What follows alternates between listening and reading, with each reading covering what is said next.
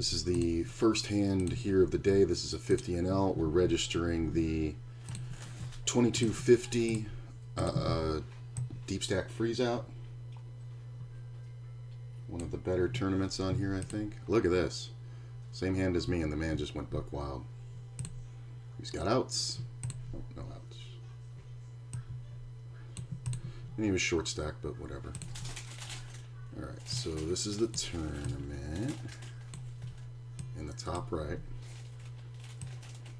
And that's the 50. We're on all the other waiting lists. Oh, missed my seat.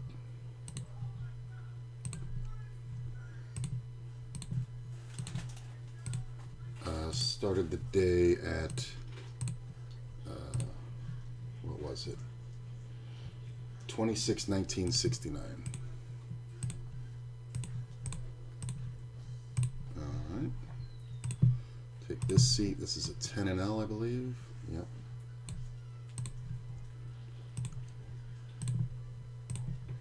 And there are a few other tournaments that I may get into, but I haven't decided yet.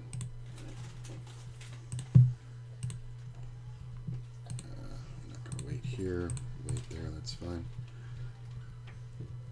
This is the problem with this scenario because these people don't raise correctly, so we're going to end up getting forced into a call here.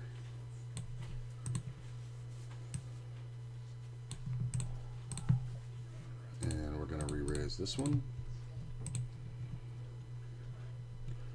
Gut shot.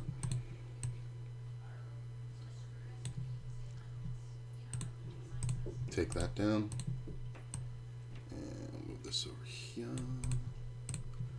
I mean, this is really the board that favors him. He should really be betting. It sucks, but at half pot, I don't think I can fold because if an 8 or a queen or a jack or a 10 comes off, I can continue.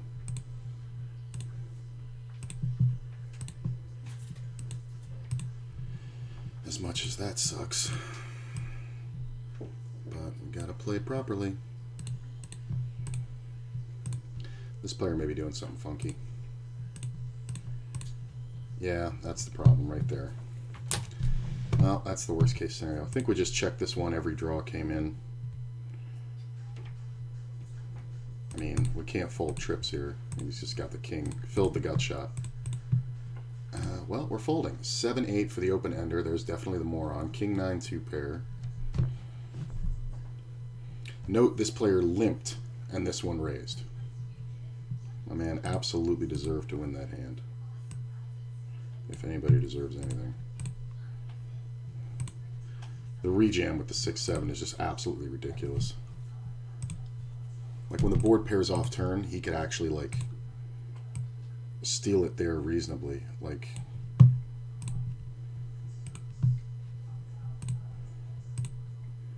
check, check. We'll move this over a little. I low-key think I want Tacotarian. Where is that place? Valley Verde and something. I don't know. The fucking vegan tacos got me hooked.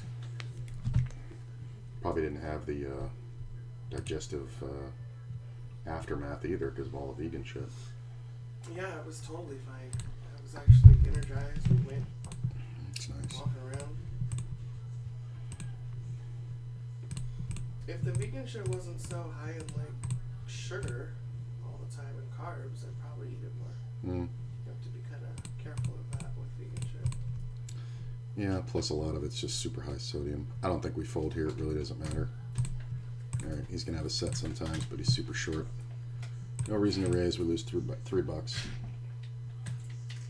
I think it's fine. Okay. Play with our buddy.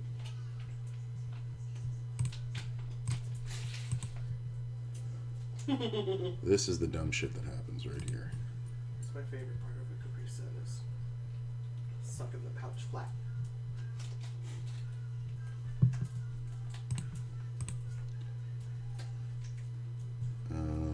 Of course, going to call. think we can call this one. 9 on the turn really sucks because there's no bluffs here. It's one of those ones where you would think that you could bluff, but you honestly can't because ace high never folds. And he just counterfeited my hand. I mean, he could have had something, I guess, but I don't really see it.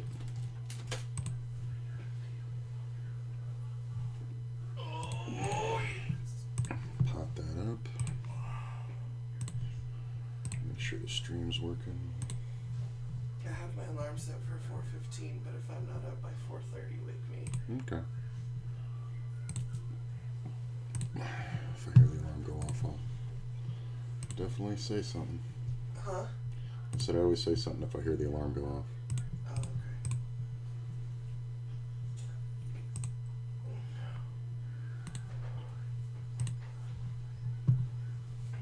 This guy is a maniac.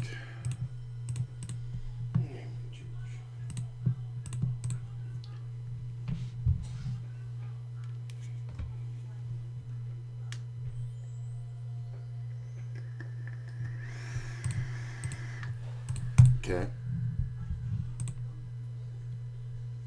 Another gut shot. Obviously we're calling here. Check, check, check. This doesn't worry me much. I think we see a lot of frozen turns. 4 is just such the nut. Ace is good and bad because it freezes action. At least it should. And nobody should really have a 4. And if they do, they're not going to bet here. This is just dumb. Yeah. Let's get in the money. Let's get all the money. It's up to boss. Yeah, this is a weak ass ace. There's your 4 or clubs. Clubs is possible too.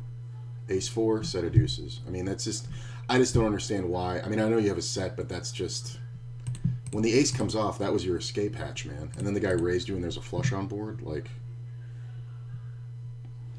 it's just all kinds of bad, but whatever.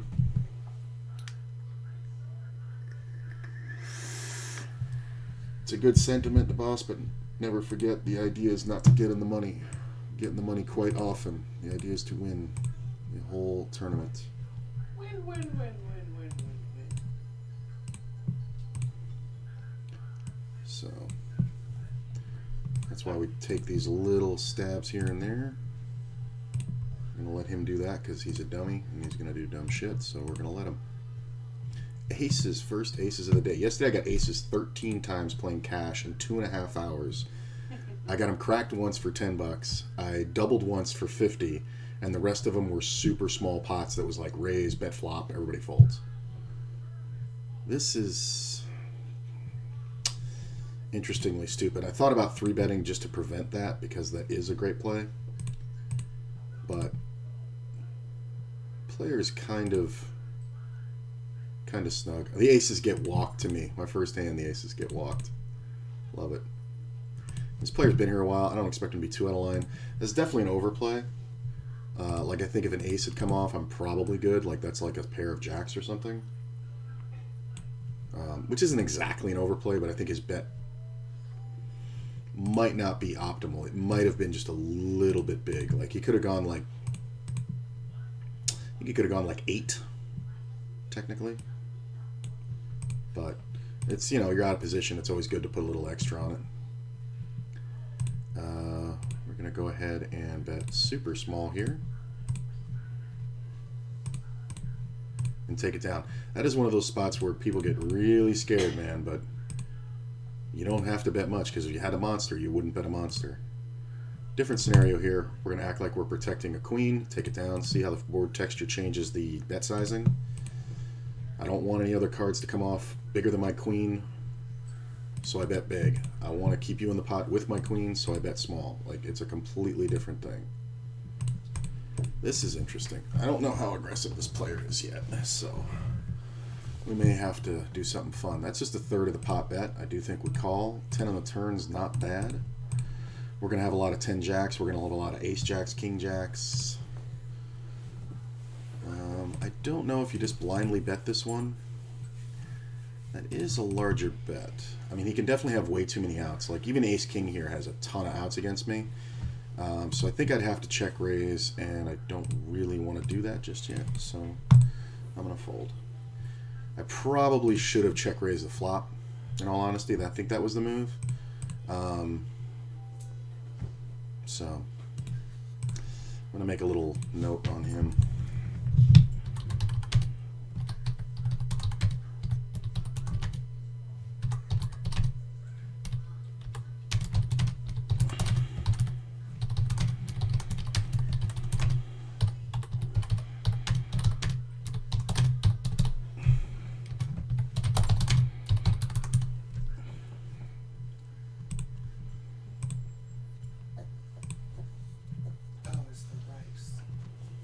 Yeah. I was like, what the fuck am I smelling? Brown rice, baby. It smells terrible. I usually like it, but that smells so terrible right now.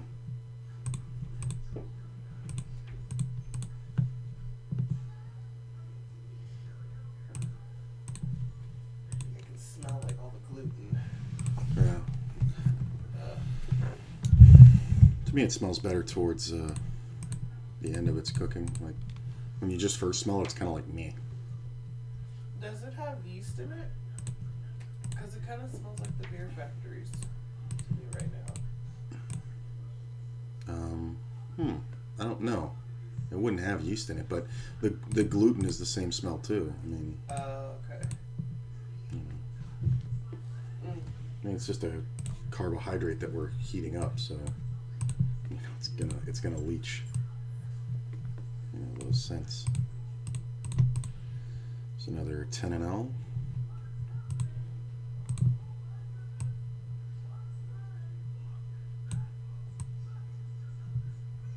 I think we'll play this 10 and L. We're gonna bet reasonably here. It's just one of those ones where the board favors my range just way too much to check. And I'll put this over here.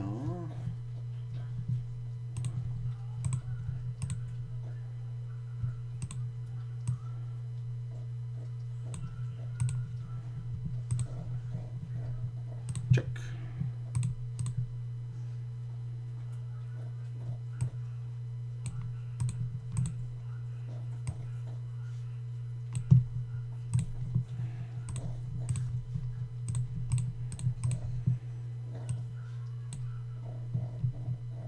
Deuce. That's a deuce. I like this kind of board too, because this player is going to overplay a lot of overpairs. So when he bets, we can check raise, and it's a super draw heavy board. Like if you have 10s here or better, you're just going to pound this. It's a very small bet. The call here I don't love. If I'm getting ran into, that's fine, but I'm going to go ahead and bet pretty big and quickly, just trying to look like I'm overplaying something, like a draw. So I'm never folding here. I mean, he can definitely have 9s or 8s. So can the player behind, but there's just way too many draws. The 9 on the turn, we're just going to check. It looks like I'm trying to control the pot for the draw. He made quads. That's funny. Nothing I can do there. Nice play by him. Funny part is if the club comes off on the turn, I'm going to check and then bet the river, and I may even get a fold. But that's fine. I think I want to make notes on that hand for later. Set over set, nothing I can do. I think we raise this one. We absolutely call this one. Really? So this player is just a muppet, so we're not too sure what he's doing. I'm going to fold. I'm going to go ahead and check. And I'm going to bet the turn. Yeah, this is the problem, is the auto calls behind. Look at the 8s, just being a fucking idiot. Of course, the guy with ace-jack, worst player, wins again. I mean, the jacks should have 3-bet, to be honest. I don't think anything changes there in the result, but the jacks kind of open themselves up to that. Here we go. I'll let this go.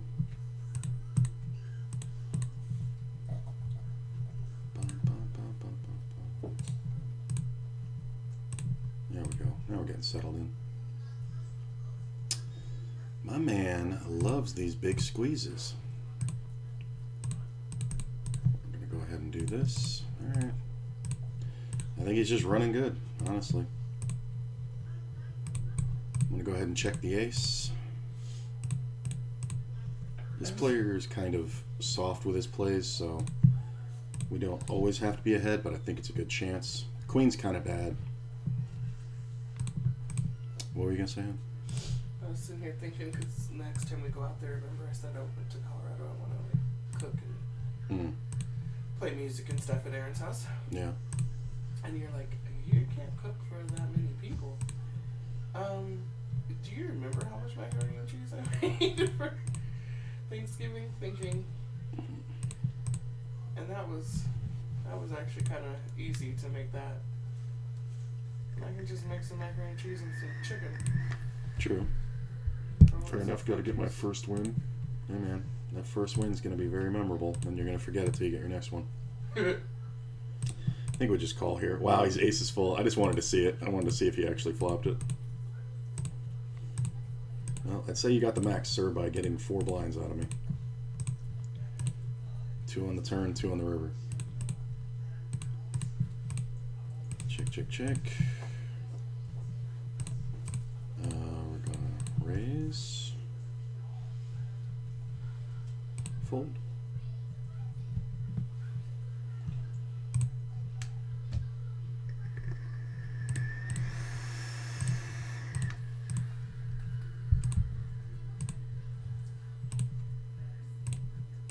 Queen's kind of not the best card for me. The snap call. I'm going to check. I am holding the diamond. I do have a lot of draws. That on the turn is kind of... I'm going to check. I don't think I'm getting a fold here. I don't know why.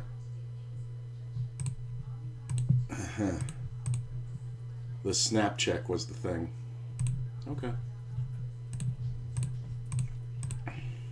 Overcalled could easily be a set. You know, it can easily be 7s, jacks. Any queen. Honestly, it's not a great board to c-bet, but you never know. This player seems to be a little stationy.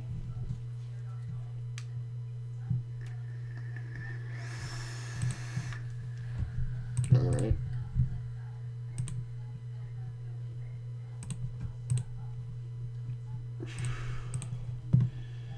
I think we're just going to bet this one straight.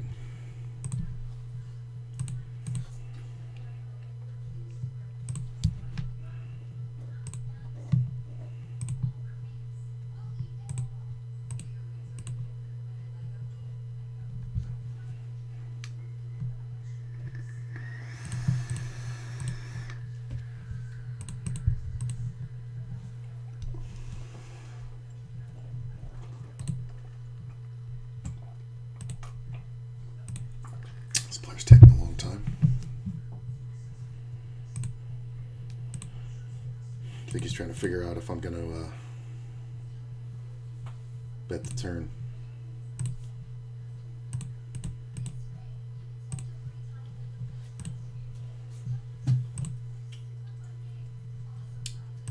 And we'll just check down there.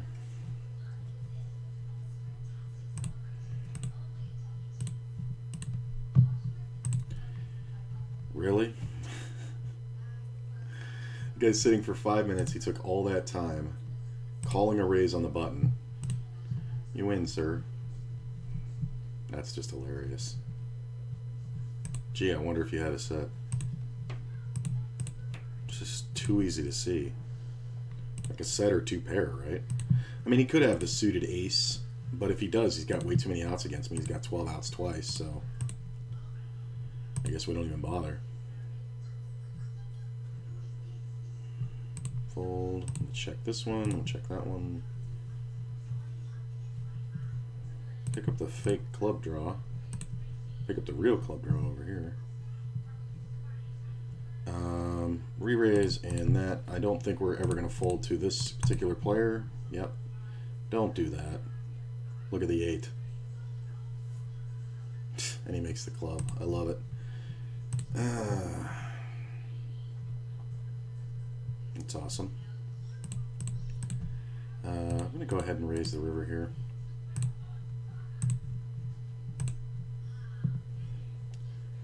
Pot. I think we can bet here. I'm going to check these 10s. I don't have to, but it's fine.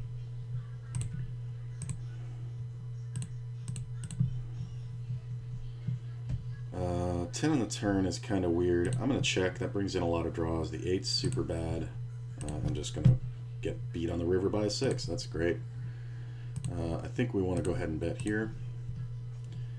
I'm going to check this one, check this one, check this one, check that, do that. I'm going to check there. Really? I don't really buy that too much. The Jack is a super bad card. Really, Delaware? Nice play. I'm going to check this one, call this one. Yeah, the ace high is good. I mean, the problem is the Jack. The Jack makes way too many 2 pairs. And ace Jack offsuit with the ace of spades. So I think we can give that up now. Nope.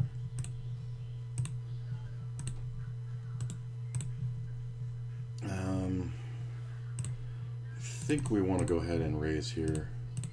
Not too crazy, but man, aces twice and 0 action.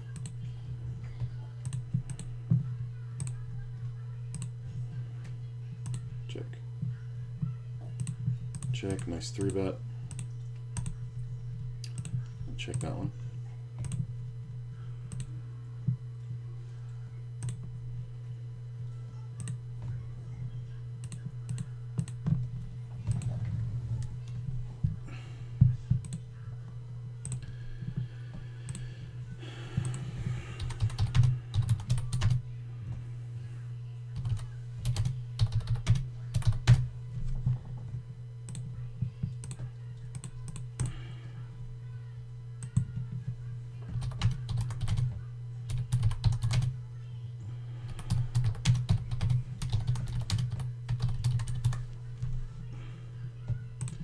I'll limp that one.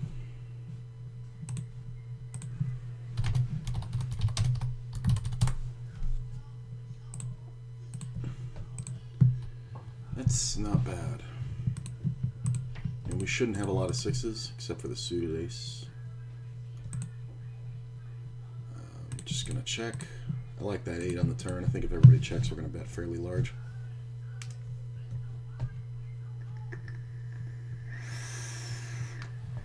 So this player bets out small. I do think we want to raise because occasionally he doesn't have a 10 and we do force him off of an 8. 10 on the river is kind of good. I don't think we ever get a bluff out. All right, same hand. Could have went for it, but I don't know how often he buys it, and I open myself up to getting bluff there.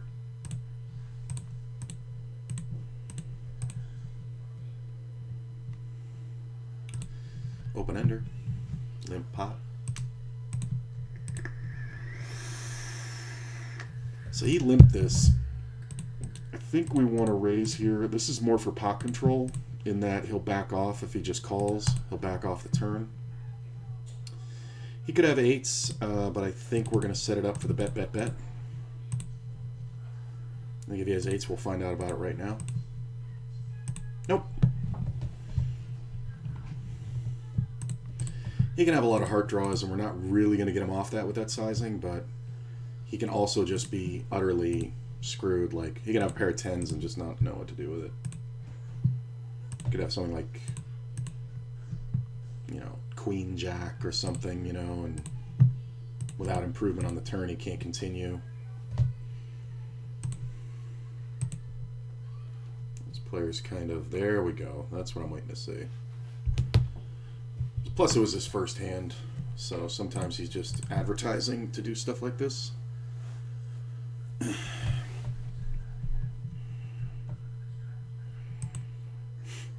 There's those 9s again. If he overbet jams, he's going to lose. Ooh, a check. Now, do you bet here if you have a pair? That's the question. I think you bet half pot, and if you get jammed on, I think you call, honestly, if you have jacks. This small bet I would be really afraid of. I'd be super terrified of that. Like, I don't know if I'm calling with kings there. I mean, I'm not checking that flop, but I definitely don't like it when he bets super small. Maybe kings is an exaggeration, but jacks I think I'd have to give up if I'd played him that way, which I never would. So we see a 3-bet that's not big, but the player is short. I think if we get one call behind, this is worth it.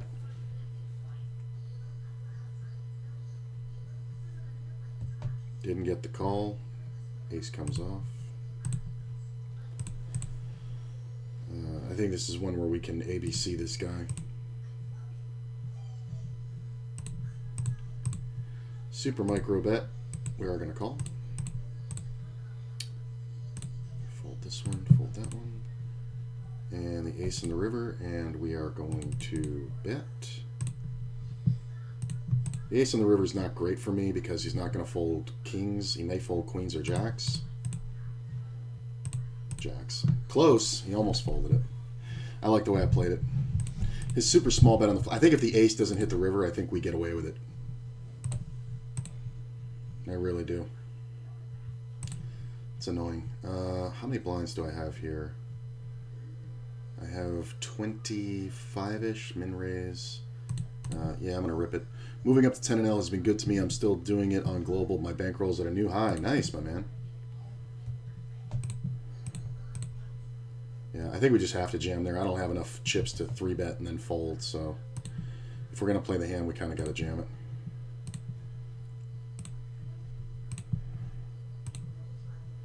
Just going to check. Check. Might win this one. Nice. And check this.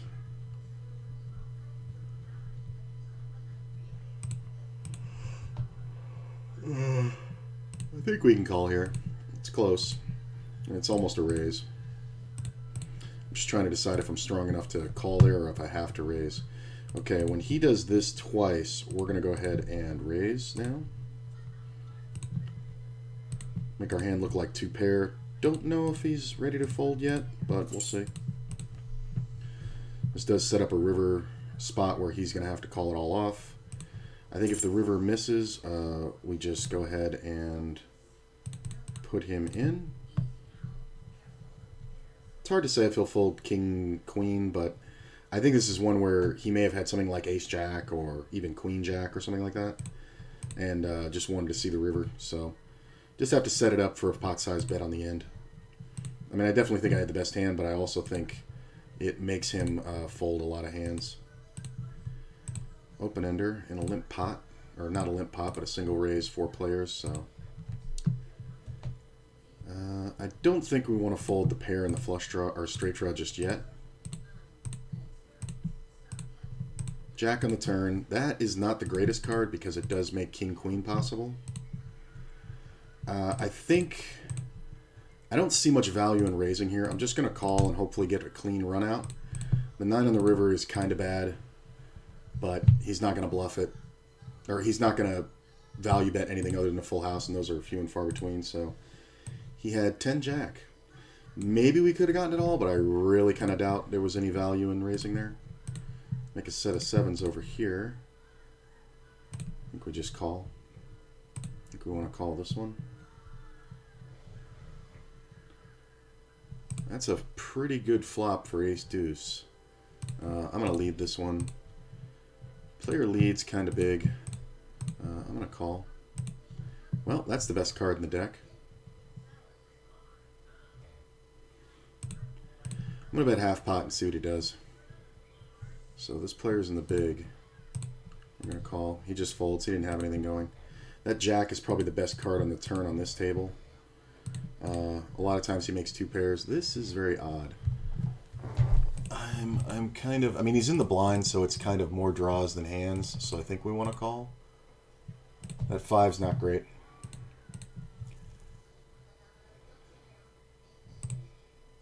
Six, 7, yeah. Alright, well, we got a showdown. I don't think we're supposed to fold there.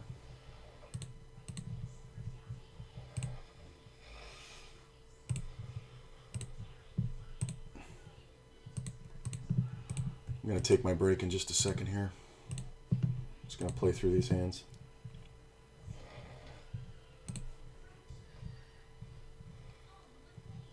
Come on, bro. Yeah.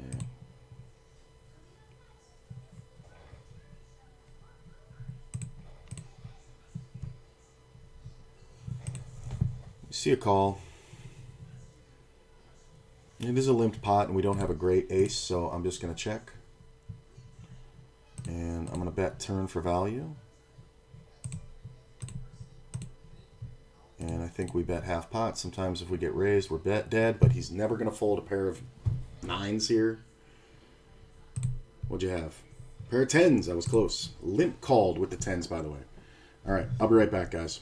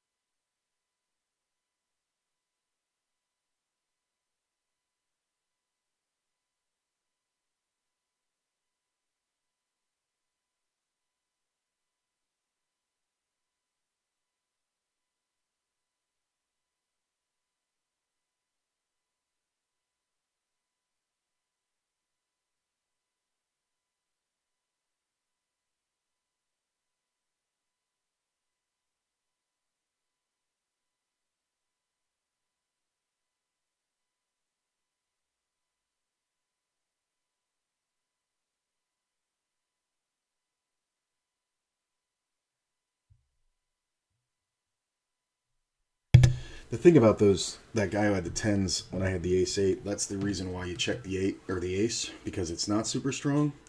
And plus, what value do we get out of it? Like, if he calls, what good can I do?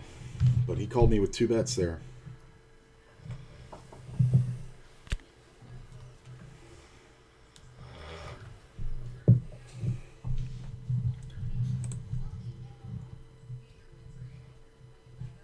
I'm surprised that guy with 2 pair ended up betting twice. My most obvious hand was the 8s.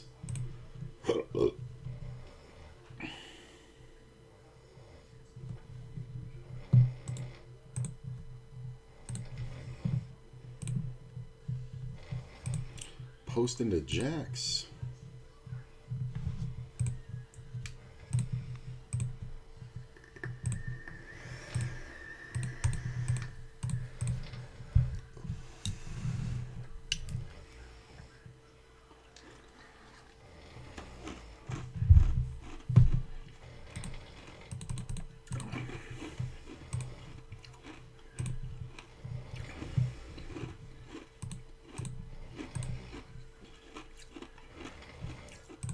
Player hasn't been sitting long, so I don't expect him to do too many things that are too crazy. I think we can defend that. Player bets full pot. Not that worried.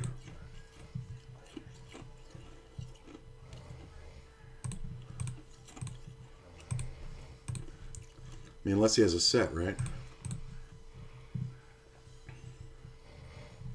Yeah, that's the best way to get value. Ace-6, so we're definitely not getting anything there out of him on the river unless we check. I think maybe due to the softness of the site because ACR feels different. I have gotten a better feel for my range since losing 10NL isn't fun at my bankroll size. I hear you, man. And different sites are going to have different levels of skill. I mean, you can see the difference between WSOP and ACR. Some sites I like for cash, some sites I don't. Like, I like ACR for tournaments. I really don't like it for cash. You know? So...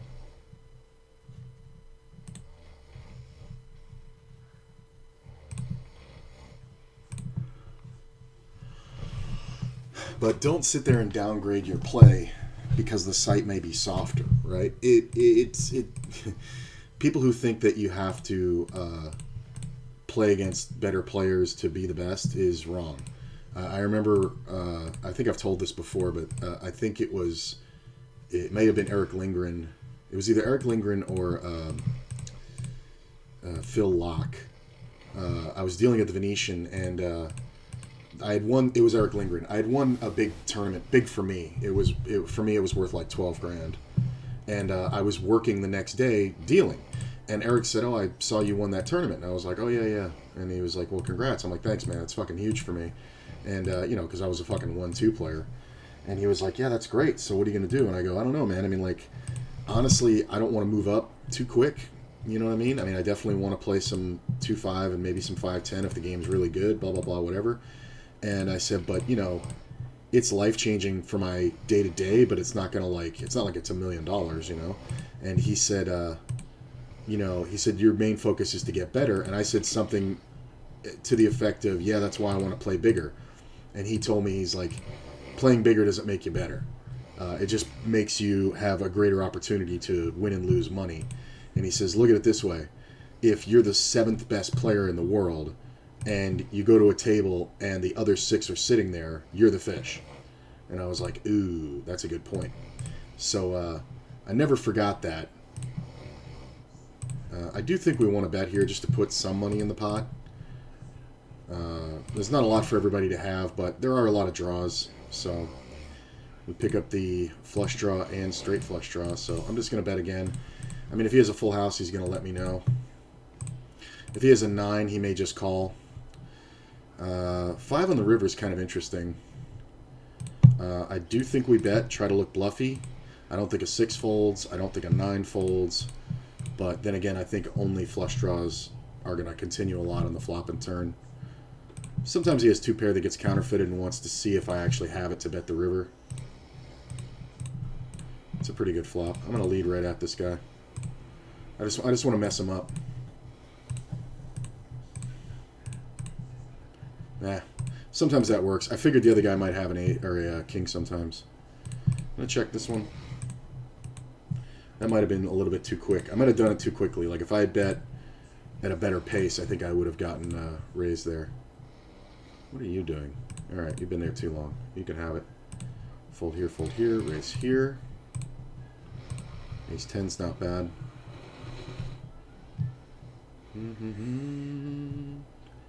Let's raise it up. I am going to open that. I think we can bet for value, straight up. Fold this one. Check this one. I am going to raise here, obviously. And here.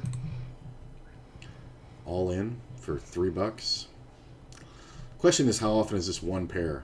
If it's only one pair, I think I'm supposed to call, yeah. So queens, kings. Sucks that he has the ace. I'm never folding to this guy. He doesn't know what he's doing. This is a race 99% of the time. Yep. And he hits the ace. Way to go, bro. Can I get a jack, please, so I'm not just totally fucked by this guy? If this guy doesn't win the tournament, it's through... If he wins the tournament, it's through no fault of his own. The guy literally played everything wrong.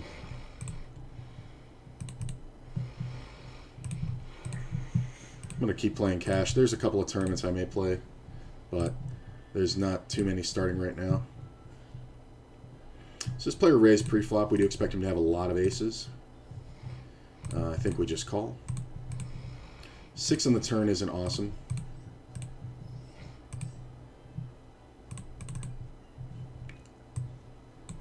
We are going to call. third pair of aces to the day. Today, can we get a call? I'm going to overbet this river, or just full pot bet it. I don't know if he even had anything, but making the full house in the end is obviously the best scenario. We're just going to bet half pot.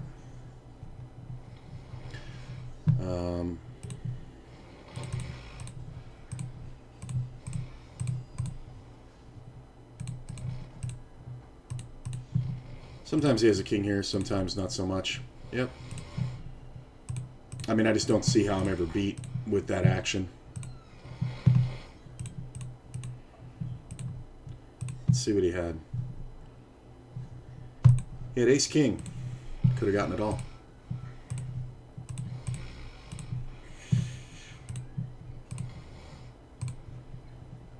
Oh, I should have bet that.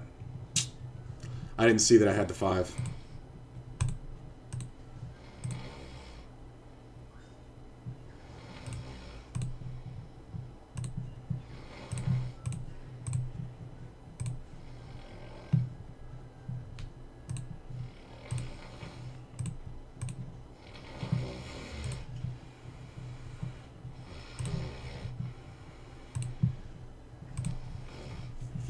My point of that story was that I don't want you to think that the other players are bad. It doesn't take away from your skill level.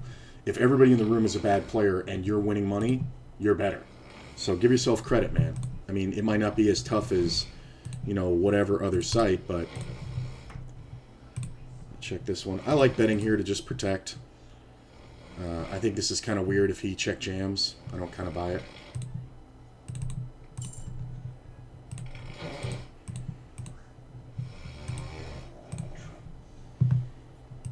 I kind of bet this really big, but there's 4 of us in the pot. So I'll just take it down. Bet the river for value. He's going to have a lot of 10 jacks that busted and not be able to show down. I mean, that bet is scary to make into 4 players, but we kind of have to be decisive. It's funny, I did it so automatically. I was like, oh, wait a minute, is that correct to do? And then I looked and I was like, yeah, that's what I'm supposed to do. It's just scary to have that big bet out there. But it's supposed to be a one-shot Johnny. We're protecting our hand, and if you want to protect on that board, you got to kind of really bet big. Okay.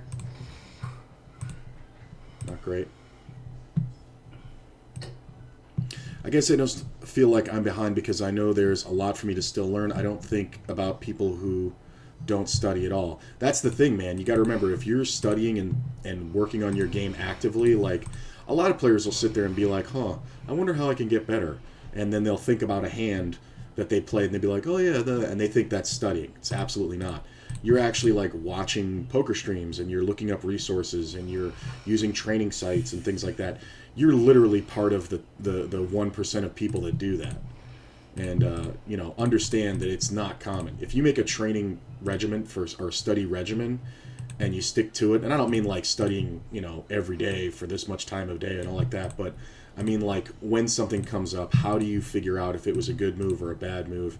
What's your general method for deciding on a spot and then learning from your mistake or your victory? You've learned that by now that there's times where you can play like shit and win all the money, and you got to learn from that, but you can also play really great and lose everything, and you have to learn from that, It's just the way that the game works.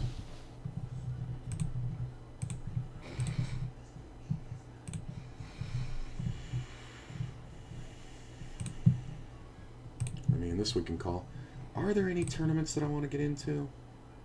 I mean, there's the $2,500 daily rebuy add-on, but I really don't like this tournament, I don't think.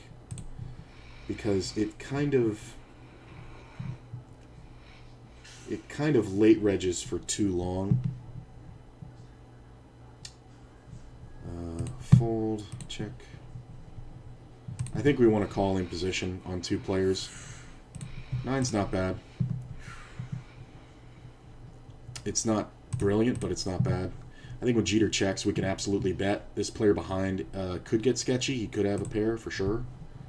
But I definitely think we want to go ahead and raise. And I think we'll be able to determine whether or not he has the 9 beat pretty quickly. Now, if he jams, am I supposed to fold? That's kind of tough. He just calls. I pick up a gut shot on the turn. We're obviously never folding. He can have a lot of flush draws. He can also have just hit the jack. I do think we get the money in. Pair of tens. Well, good play for him. Limps tens.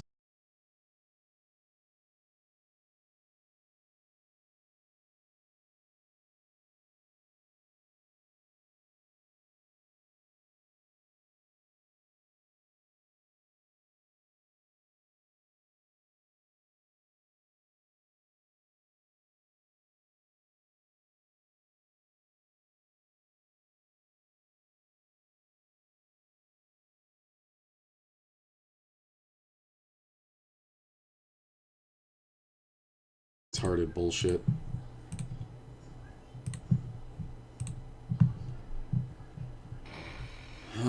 That's annoying.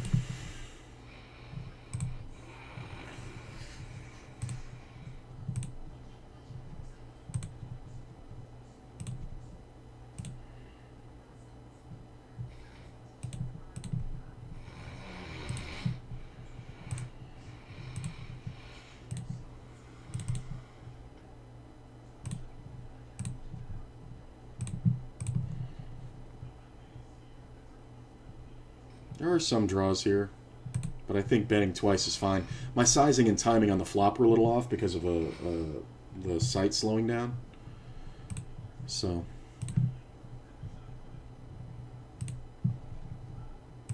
okay.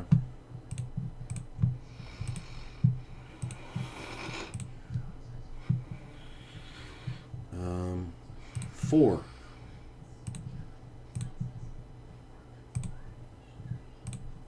Four.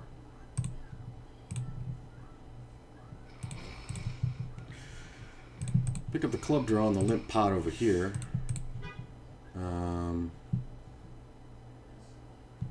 We're going to go ahead and raise here.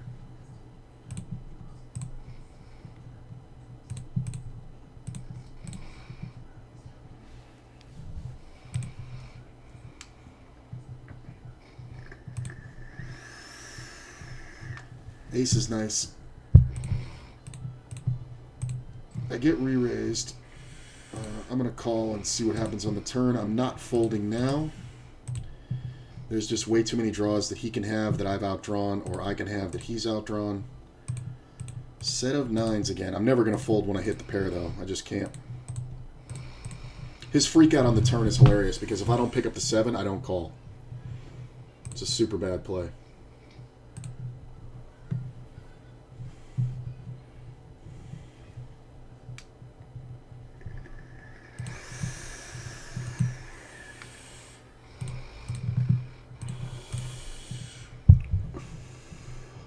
Sometimes I'm up against a bigger 2-pair here, or the straight, but I do think we can lead out and get value from a flush draw that would have checked the turn. Or just a rare bear queen. Aces. Hilarious. Did he even raise that pre-flop? I gotta know. He min-raised it and went 5 ways to the flop. Like, dude. I don't want people to know I have aces. Yeah, but do you want to win? Look at this. Go on, Joker.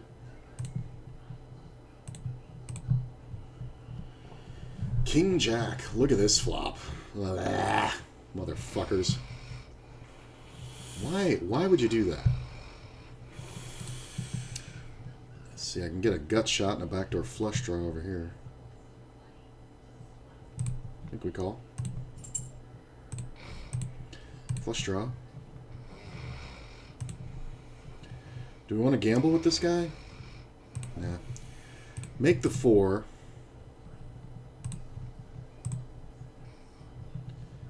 He bets kind of big. I'm just going to call. I think there's merit to calling and to jamming. Oh, don't tell me. Don't tell me I got timed out. No.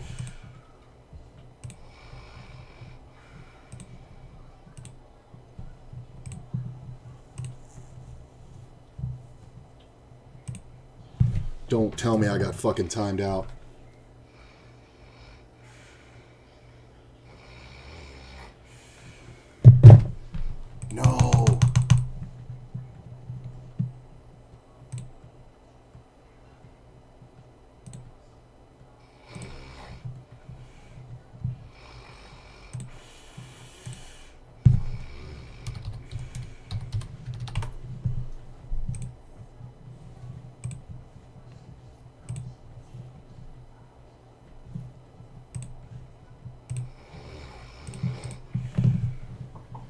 Whew.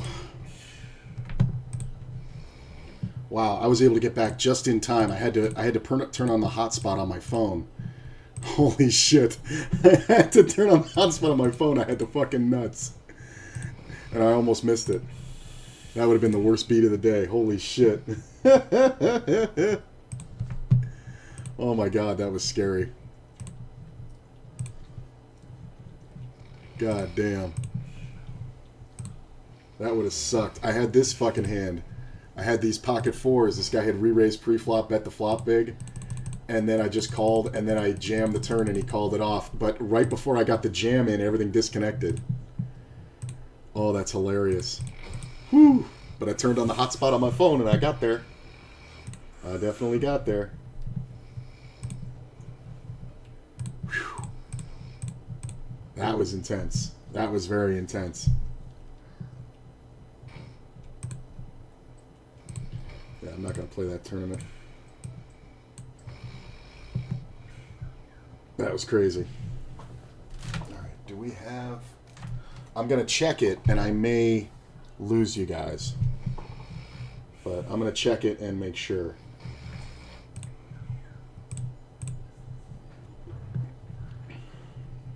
It looks like I'm okay. It was just a total glitch. Holy shit, I almost just lost $115 pot because of fucking internet connection. Jesus. That's like playing perfect in a casino, and like you win all the money and then you get robbed on the way home.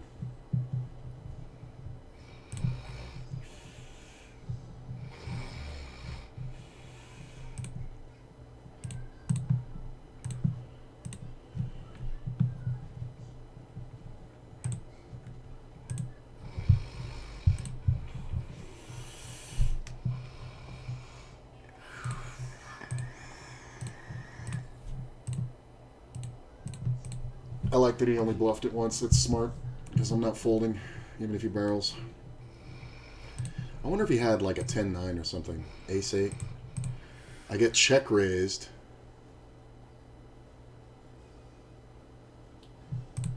Huh. Okay. I mean, if he has a better flush, he's going to get quite a bit from me. I'm going to bet half pot. This is tough if he raises. He calls. 9 on the river sucks. The spade on the river, I mean. We can only check. Yeah, he had a set, but we're not getting paid, but I think we got the max there.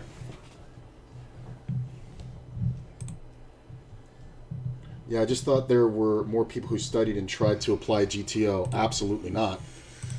You'd be amazed how many times a day I say GTO and somebody's like, what does that mean? I'm like, haven't you been playing poker for 10 years? Then see someone with the hands and get to the showdown and I'm like, what the fuck is happening? Yeah, that's the thing. That's why GTO is a good fallback, because it is game theory optimal.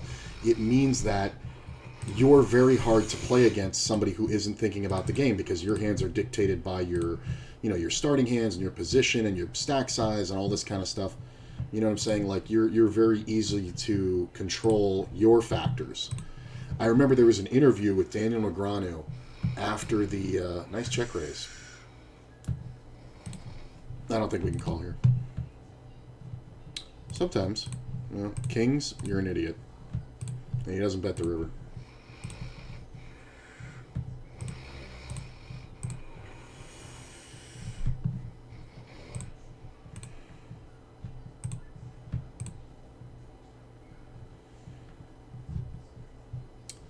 Just going to check. I could bet that.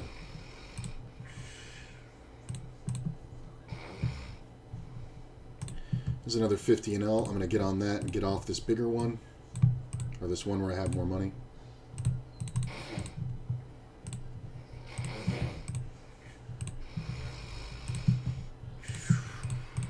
Meaning this one.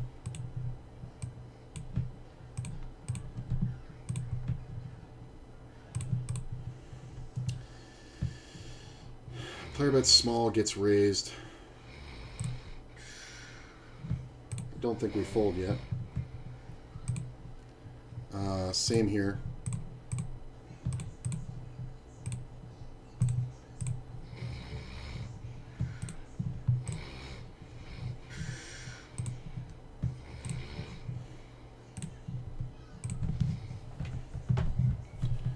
This is kind of odd. I'm not really sure what's happening here. I think we just check this one. I think if this player bets, it's worse than if this player bets. It might go check around. I mean, if the guy just has a 9. I mean, we're not folding for that. Yeah, he makes the flush. Way to get max value, bro.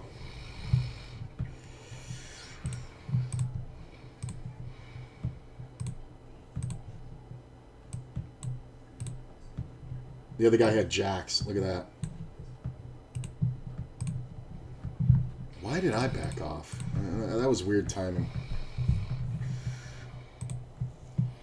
That was a crazy save. Getting the hotspot on the phone. You gotta have backups, man. If you're gonna play for a living, you gotta have ways to get back on your internet if you get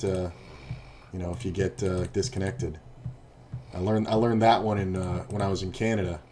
I always set up the hotspot so I can use cell data right from my phone if I need to, and just connect very quickly.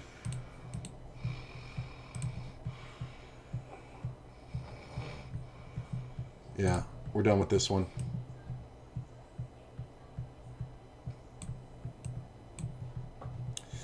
I get called and the jack hit, or the queen of clubs hits the turn. That's kind of the best thing ever. I'm gonna go ahead and raise here.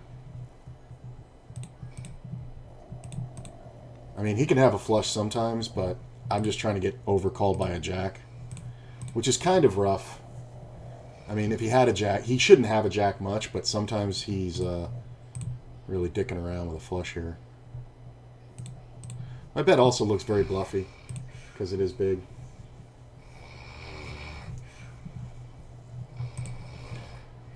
Raise call, and we make the 10. I'm just going to bet small. He calls. 9's not great. We're going to check back. 5 on the river. We're going to bet half pot. Sometimes we get called. There are some 8s, 8-9, 6-9. I just think he was just calling with just bear over cards. I can't bet the turn believably once the one-liner straight comes off, so I just don't bother with it.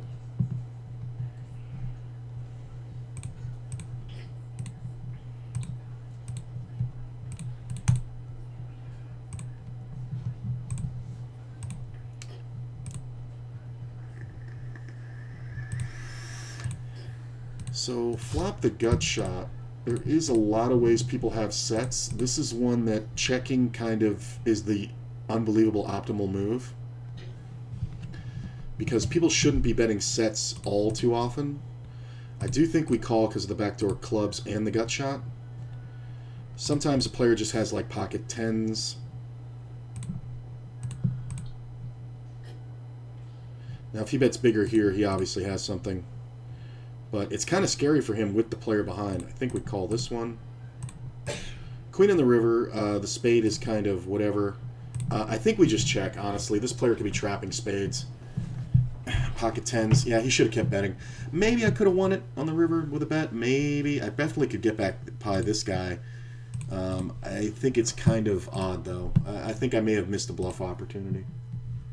But, what I was saying is, Dan Negreanu, he had an interview with Doug Polk on his podcast, and it was after the Heads Up Challenge and all that kind of shit. And they were talking about strategy, and Negreanu still is not 100%, he doesn't understand fully the philosophical concept of GTO. And he said something to the effect of, a lot of these players that I'm playing against, the guys that the guys that were in your stable, if I do this and that and the other, they're going to sit there next time and think about this. And it's funny because I said the same thing in my head before Doug interrupted and said it. And he goes, no. He's like, they're absolutely not. He's like, if you do that against me, I don't give a shit. He's like, I'm playing GTO against you. What you do doesn't affect what I'm going to do very much at all. He's like, playing heads up, I'm just going to play as pure GTO as I can, and I'm just going to, what you do doesn't affect me unless you get just absolutely insane with it, and I can start picking off bluffs. He's like, there's just no value in what you're saying. And he really went at Daniel, who just did not understand the concept. I think we bet here sometimes because gut shots and king-queen call. Occasionally we are beat too by like an ace-10. I am going to go ahead and raise this one. Get called. We're going to go ahead and bet pretty small. I think this is scarier than betting big. We get called. I think we check the turn here. Backdoor club draw. And we're not going to fold to our friend. Queen in the river is kind of interesting. I think the queen screws me up. Really, bro? I got to see it. Set of fours. Okay, so he's a moron. So I was absolutely right the whole way. I love the min bet. The min bet is going to get this guy just ass fucked.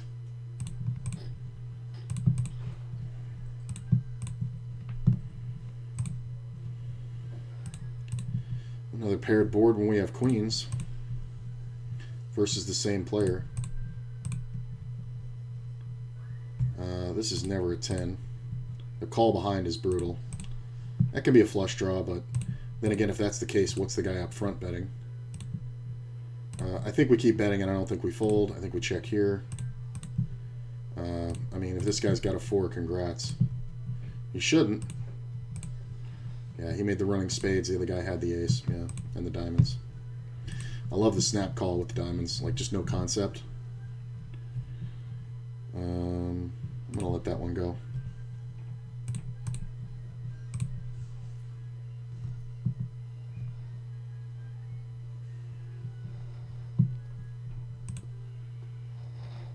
It just sucks losing the queen 3 off out of position when I have ace king and I 3-bet pre-flop. Yeah, but you have to... You see how many times I 3-bet pre-flop, especially from out of position, and then check on the flop? You don't have to bet those. You'd be surprised how many free turn cards you get. And, you know, just... You can just fold if they decide to start betting. You don't have to make guesses. Like, you're really not trying to do much guessing, especially at 10 and L. You're just really trying to implement your own strategy. So don't be afraid to check those boards that are bad for you. Granted, the queen high is good for you when you 3-bet pre-flop, but at the same time, you don't have to bet it. You know, you see a lot of times all day long I'll 3-bet and then we'll just check it down and I win because I have the best ace high. No thanks. I haven't raised from the button in a while on this table. That's pretty good. I am going to bet big, and if I get raised, I'm probably going to 3-bet. I think this is just an equity smash. I just want this player to be aware that calling from the small blind is not a great idea versus me. Okay. The problem is it makes him 3-bet more from the button.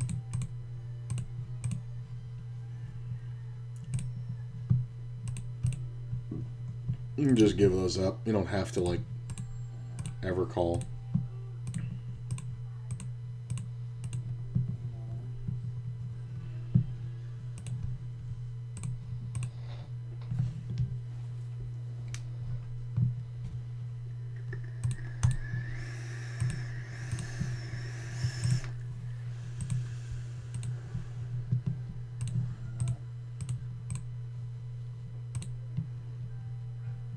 This is kind of... I think we can call because of gut shots like 10 jacks and spade draws. Alright, that's a good play. We're never going to face a bet on the river from something that we beat slightly. So it's just going to be a matter of picking off a bluff. Third pair of aces today. Can we get some action?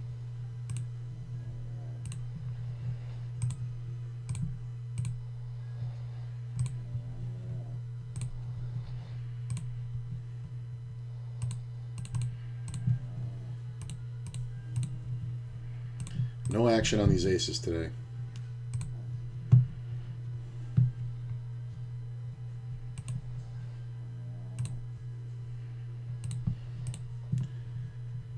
I think we want to call here. We could definitely raise.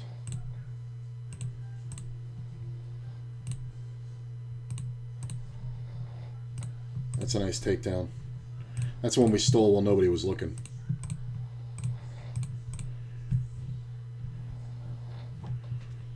This player led at me, and just calling on the flop, I just seemed so fucking strong. So then we just bet big on the turn. Nope, fucking battery door fell open.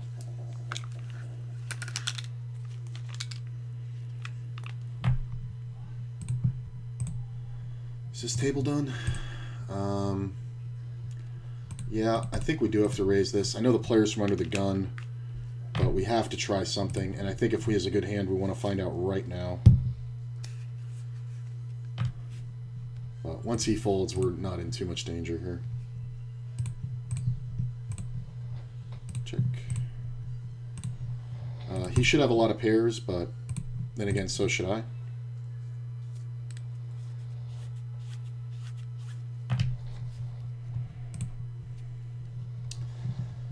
Dun, dun, dun, dun, dun. Gotta have heart. Where's your heart, mate?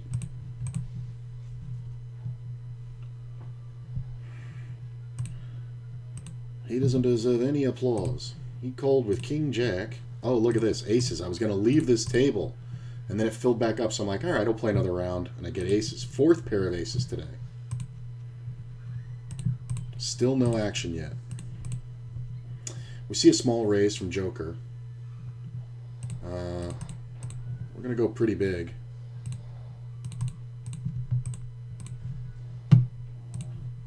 Really? I mean, is the Joker trapping? I'm not sure.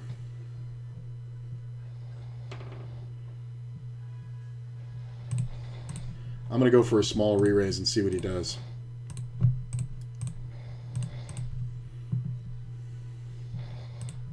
Now we're all in. Aces and aces. Don't free roll it. All right. His small opens are usually super strong hands and speculators like suited connectors, so I was hoping he had kings, but what are you going to do? Aces. 4th pair of aces today. We chop it. That's the first action I've gotten on aces all day. 5th pair, actually.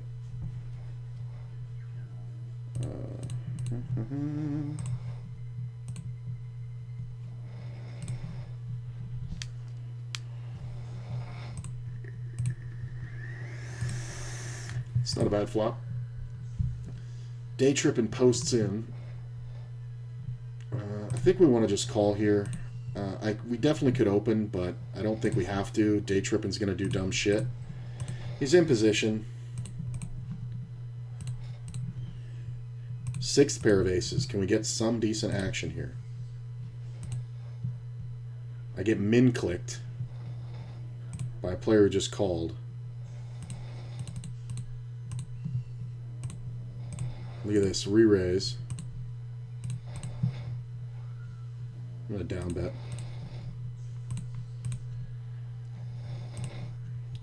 I mean, if he's got a flush, it's whatever. Nice call. Hey, we got action on aces. Took 6 pairs of aces to get there. But we got action. I think that was the first pair I had on the 10 and L, too. They were all 50 and L before that.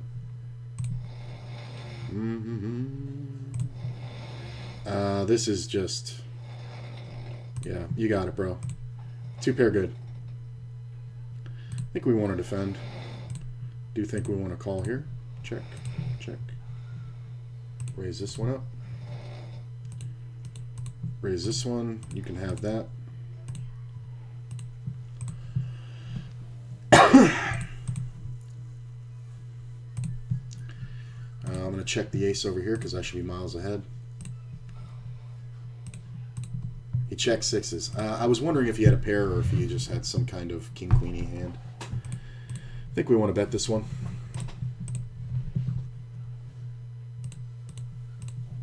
Nice. See, that's why you check the ace on the flop. Re-raised pre-flop. Got called down by 5s. Like, that's the kind of shit that's just hilarious. Like, why would I bet the ace? What's the point?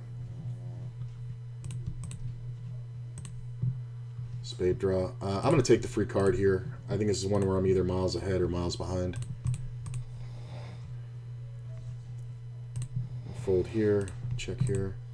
We're obviously calling. Gut shot and a spade draw. I think it's fine. I have been checking more. Hang on a sec here. You can have it. That's tough because of the player behind. I have been checking more. Also betting small on the flop. Very good. Or turn has gotten bigger pots before I would do 1/2 or 3/4 pots, which just gets too many folds. Exactly. And here's the thing. You can still use those small bets to set up double barrels, and you actually risk less money. All right, we can get off this one.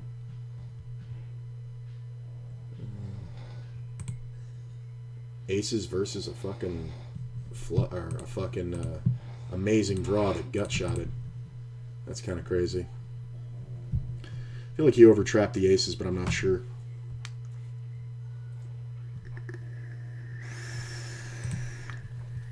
Queen's not bad. I do have the ace in my hand, so I'm going to bet small. I would normally bet this one bigger, but with the ace of diamonds in my hand, there's not really too much to worry about. Get called twice.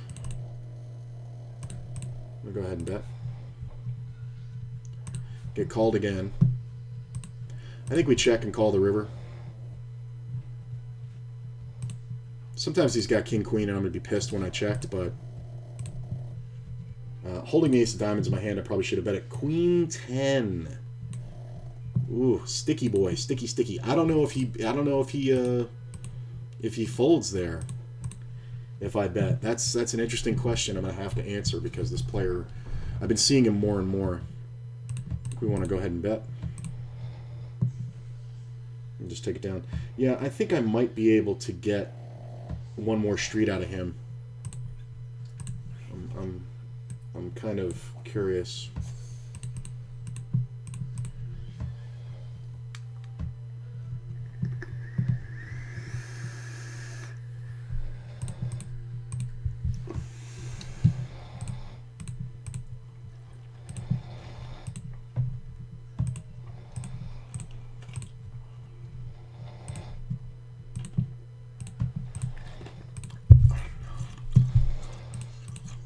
Dave's gonna get. I'm gonna spank the shit out of this guy. Aces for the 7th time today. Well, at least I get to open. I don't have to 3-bet this one.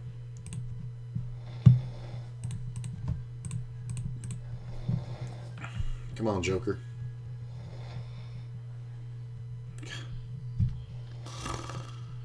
Seven pairs. One double on a 10 and L. Look at the fives. One double on a 10 and L. One chop on a 50 and L, and everything else no action for 5 pairs of aces. I'm gonna call this one. Hey, what's up, Riker? How you doing, man?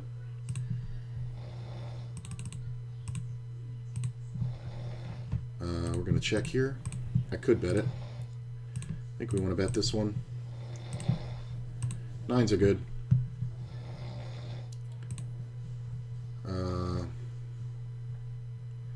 No. I check the turn. 3 is bad on the river. You win. That's how easy it is to give up kings. So I told you Dave's going to do dumb shit. Deuce 6. He made a 6 on the end and decided to bluff it. He had the flush draw on the turn. Deuce 6. Min raising the deuce 6, by the way. Out of second. So definitely should have 3-bet.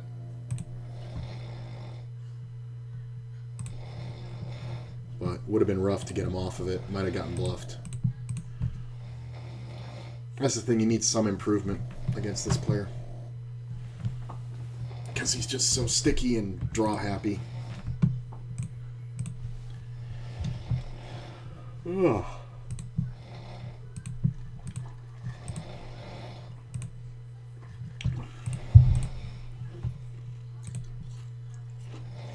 I mean, can I get on this one yet? I don't think I can. There's not a lot of money on this table either. I mean, I guess we just go here. Yeah. Oh, I thought it was a 50 and L. It's a 10. Nice. I thought I would be waiting. I guess that other 50 and L that I took all the money off of, I guess that one broke. Kings again, same table, and they're walked. Man, my big pairs are not getting action for the last 2 days. It's kind of crazy. I mean, I'm making a shitload on ace-king, and like the smaller pairs, but our big pairs are just getting no action.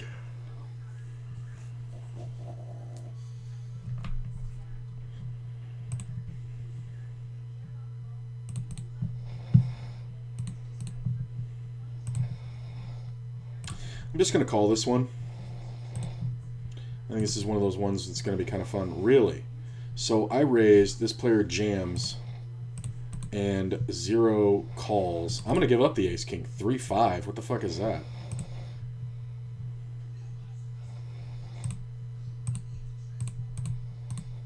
What the fuck with the 3-5?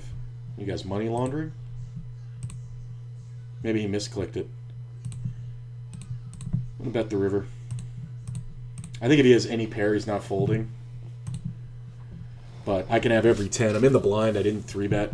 I think he might actually have something good. He could have 9s. Nope. That's a nice play with the ace-king. That's why I didn't 3-bet. Because I wanted to be able to take it away. Out of position, I've been finding having a lot of good success keeping my range wide. And when we make the ace, we just get paid like a motherfucker because nobody expects us to have the king, especially when we check raise flops. Like it becomes like ace 9-4 with a suit on it, 2 of 1 suit, and we check raise. It just looks like we're on a flush draw, get it in versus ace queen, ace jack. But also spots like that where I can absolutely just have a 10. This is interesting because if the other player calls, I think I'm going to call. Nobody called. I don't know how you open it first and don't feel like calling. I'm going to take my time and check.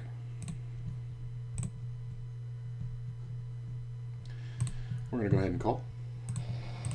Club on the river is kind of fun. Deuce is kind of fun. He can have 2 pairs and stuff like that, but I do think we can bet. Sometimes he calls with like an ace-8 or something like that. He's going to think I'm bluffing here. At least he should think I'm bluffing, unless I just have pocket aces. But like you see, like there's no money to be made if I bet the flop. None. All I do is set myself up to get bluffed and not get action from worse hands. So like I really love, versus certain players, you just kind of have to do that stuff.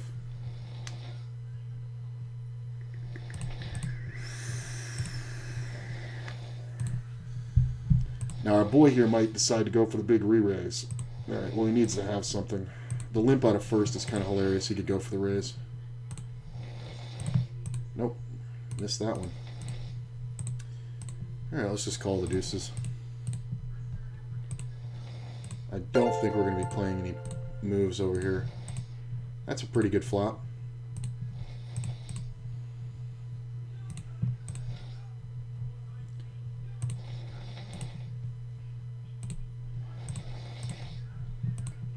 Eights, 10 jack.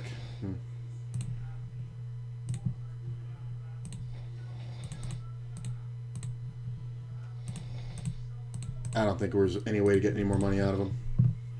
It's just so strong. Hey, Victor Getty, thank you very much for the subscription, my man. I believe you're one of my longest subscribers. Thank you, buddy. I think we'll just call. Ace is pretty nice.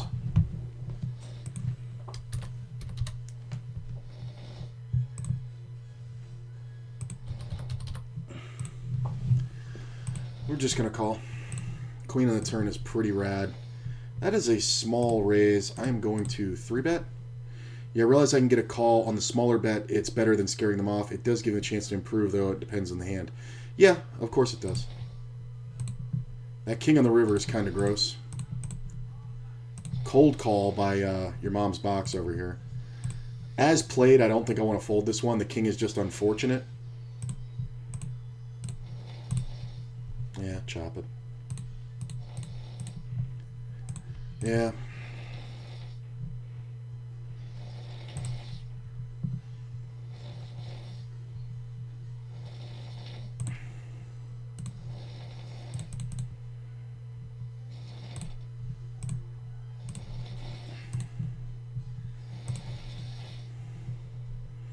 I mean, he cold called so he can have some kings, but I kind of doubt it. I'm just betting like I'm protecting. Really? He min raised me. This is kind of odd, the small blind here. I checked. It gets bet and raised. Look at how easy I'm getting away from the ace-king. Really? I mean, he's only got fucking so little left. I mean, am I just an idiot here? Look at this. I got away from the ace-king. I mean, he can have flush draws, but what flush draws is he doing this with? I guess I could have just checked it. I mean...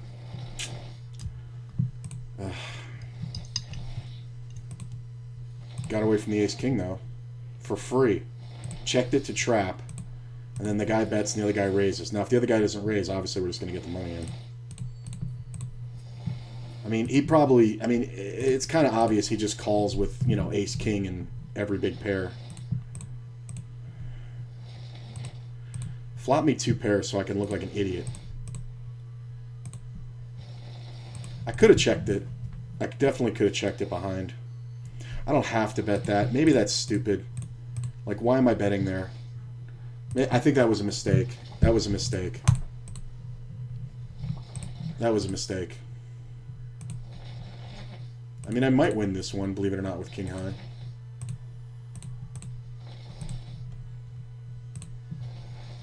Do I want to fold this one? I mean, he's betting the full pot, so it's usually a jack. I'll just fold. Pocket fives. If he hadn't called, I would have called. That's funny. Could have won it. Would have had to bet twice, but I could have won it. Yeah, I messed up. I shouldn't have bet that one because I'm not going to get called by anything, and my hand has showdown. That's that. I got to. I just wanted it to look like I have a king and I'm protecting against the flush, but yeah, I set myself up for that. Now, I made a mistake there. I made a really big mistake there. That was a really big mistake. I should have just checked it. I could have seen the turn. It looks super scary when I check.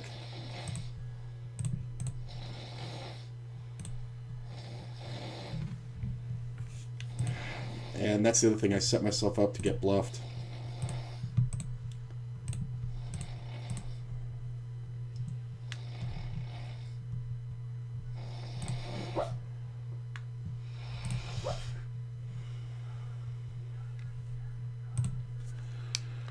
A lot of people betting really small today to try to get some kind of action, but they're going to set themselves up to get bluffed, and I'm going to start bluffing them.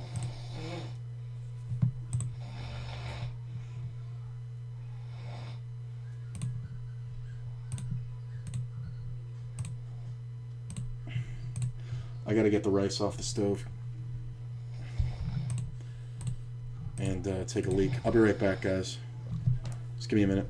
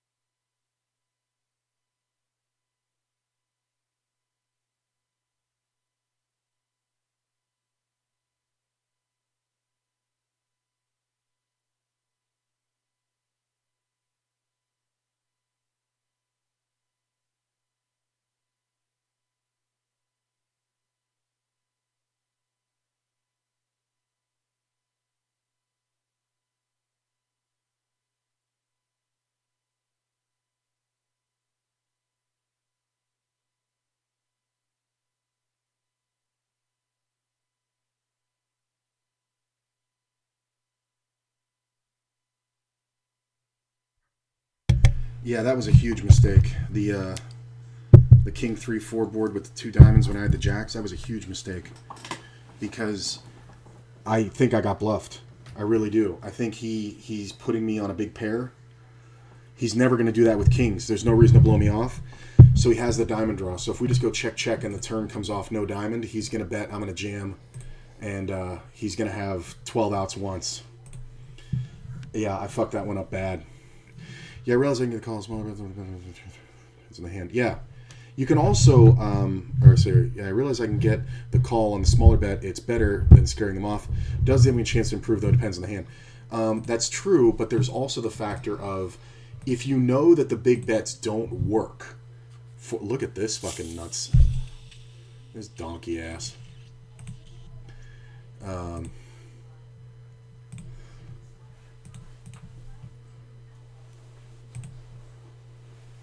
Yeah, this player's been here too long. That's the thing, though. If you know that the half pot and 3/4 pot bets aren't getting called in some places and you would like to get a fold, use them. You know what I'm saying? You don't have to. Look at this. You don't have to abandon them. You can just use them for a different purpose.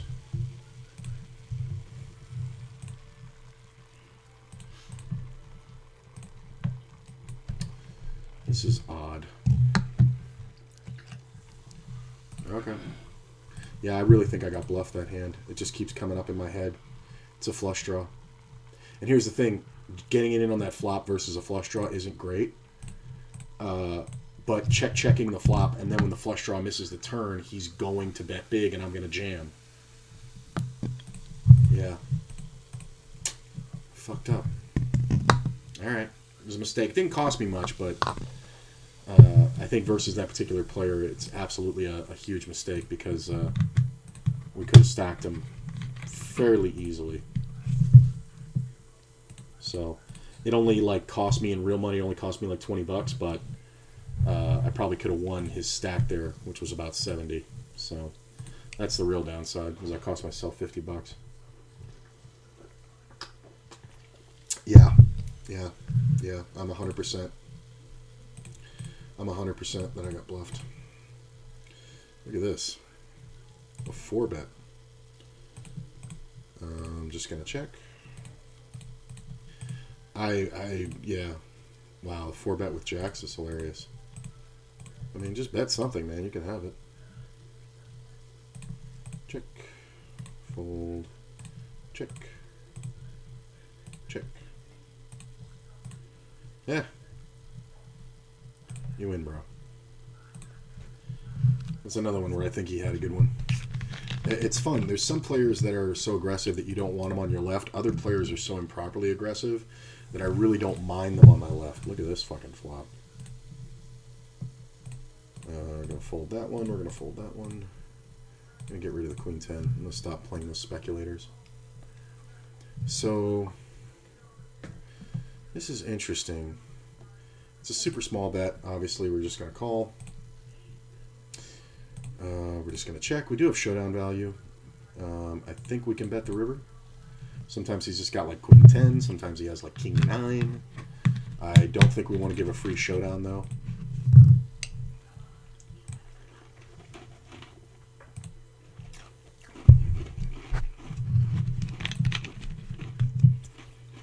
And I will check raise those sometimes, but... And you know what? In a limped pot, I probably should have, because he's not going to have a lot of kings. So we're going to be sharing the flush draw, and I have the second nut flush draw. So even if he has the ace high, it's not that awful for me, but I don't think he ever does there. I think he's going to keep pounding the turn. Maybe that's one that I should have check raised big to get it in versus, you know, queen 10, you know, the open ender, or worse flush draws. I'm going to go ahead and bet this one. No, I'm going to check it. I'm going to check again. Queen on the river is not awful. It's not great. Ace 9 works. Yeah, there's just no reason to bet there. Like, all I'm doing is opening myself up to get bluff caught. And he was in early position, so I want to make it seem like I'm not whacking on him too hard. Just going to keep betting here. Hopefully this player draws. He seems kind of loose. He might. Maybe I could have checked it. Get 3-bet with the 6s. Okay.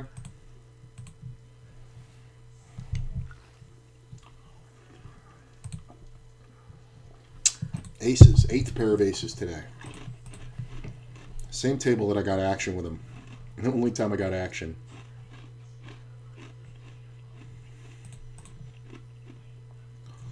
Come on, baby boy.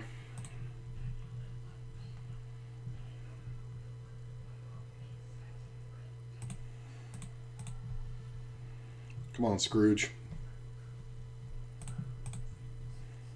I could have just called it. I mean, he just squeezes way too much, and I like to shut him down, so I pretty much 4-bet him every time he does that when I have something decent. So, and I've seen him go ape shit with pocket 9s and shit, so fucking why not? Alright. That's kind of odd because of the call behind. Oh, the king queen gets there, the 10 jack gets there. That's a rough turn right there. Yeah, I think it's a rough turn because of this player behind. I'm not even worried about spades. I think it's 2-pair that's the problem here. This should be like king queen or wow, really? What fucking draw did you have? What fucking draw did you have? Ace tray? Wow. Like that's the thing, like you have to like bet the river blindly. That's kind of hilarious. This player's short stack too, and he's doing that. Like, I could see taking it off with my stack, but not after 2 calls.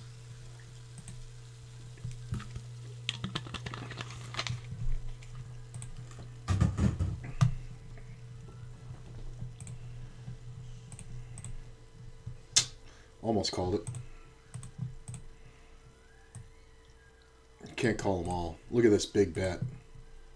I don't think we get much more than that. All right, we're going to raise this player. He's playing very short, so an ace isn't always necessarily good to get it in with him, but we're not going to do anything too stupid, hopefully. Yeah, we take it down. Oh, right, don't forget about the race. Huh? The race. I already pulled it. Oh. I just got up like 10 minutes ago and got it off the stove. Oh. Thank you. And it came out pretty good.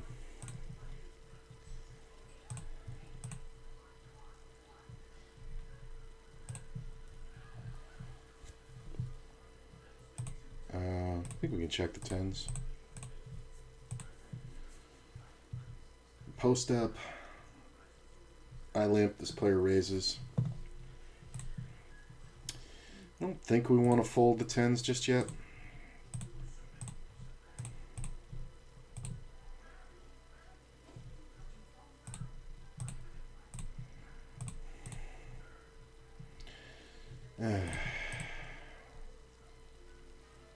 Okay. It's not always a fold, but his bet was seemed too natural. This player is hilarious. Guy's got a half stack and he's got like an 80% VPIP. Appreciate you guys coming out. New TikTok got put up a couple days ago. ! Links. You can find all my TikTok, Instagram, Twitter, YouTube, all that stuff. Make sure you follow it all, because I put out a shitload of content on every platform.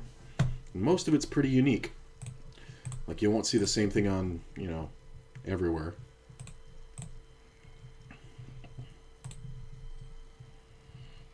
Ooh, flopped it. It's gonna be hard to get action though, unless somebody bets big. Look at this.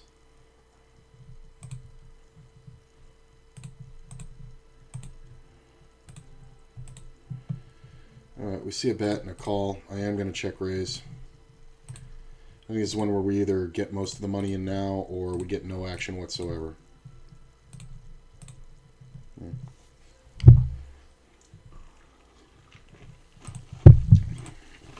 That could be some 2-pair combos. I'm going to go ahead and just bet to protect. Okay. I'm going to check the ace-jack. Check here, check here. Call here. I think we want to go ahead and bet again. I made the straight, but it's not the best. Player calls. I think we just check. Yeah. Okay.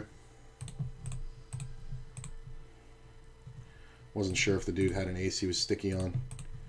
Guess I should have bet it again. Check. Call. Check. I mean, we're easily beat here by a queen. I think we just check. Fold. I mean, he did have a weird timing thing pre-flop, so he could have definitely been thinking about raising, but I think he's just bluffing. Yeah. I want to see what he's doing. Did he have a club draw or something? Yeah, he had the ace-3 of clubs. Look at that. I'm surprised he didn't bet it bigger on the turn.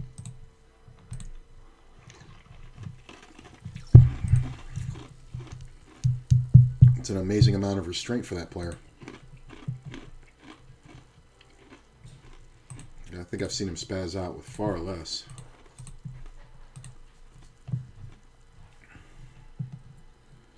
Check.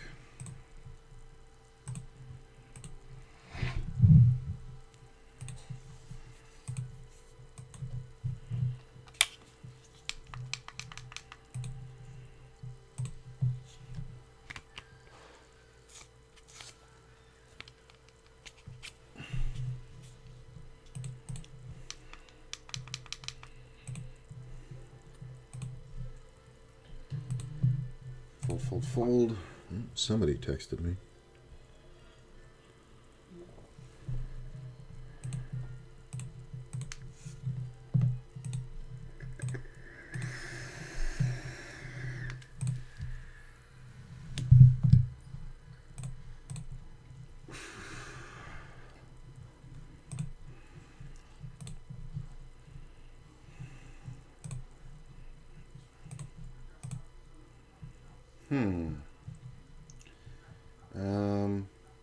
Yeah.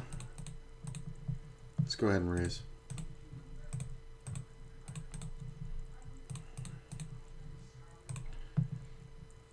I really thought one of those guys was going to 3-bet. Damn, that would have been a good time to flop a 5.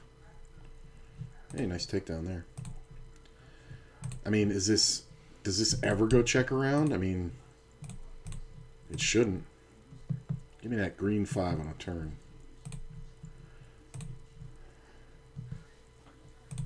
Oh. I pick up outs.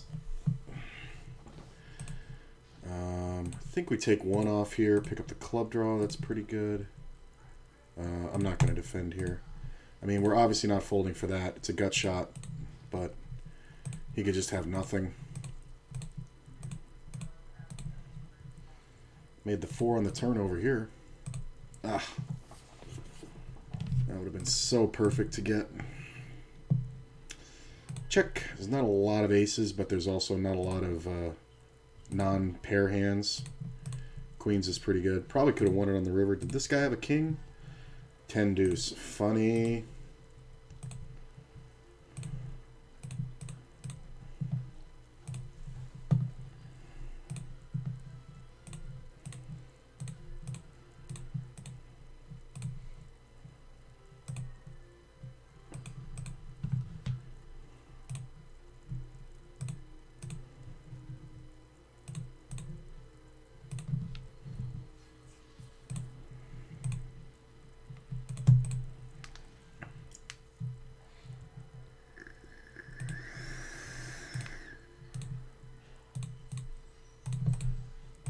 Might get called, but I think we can definitely bet.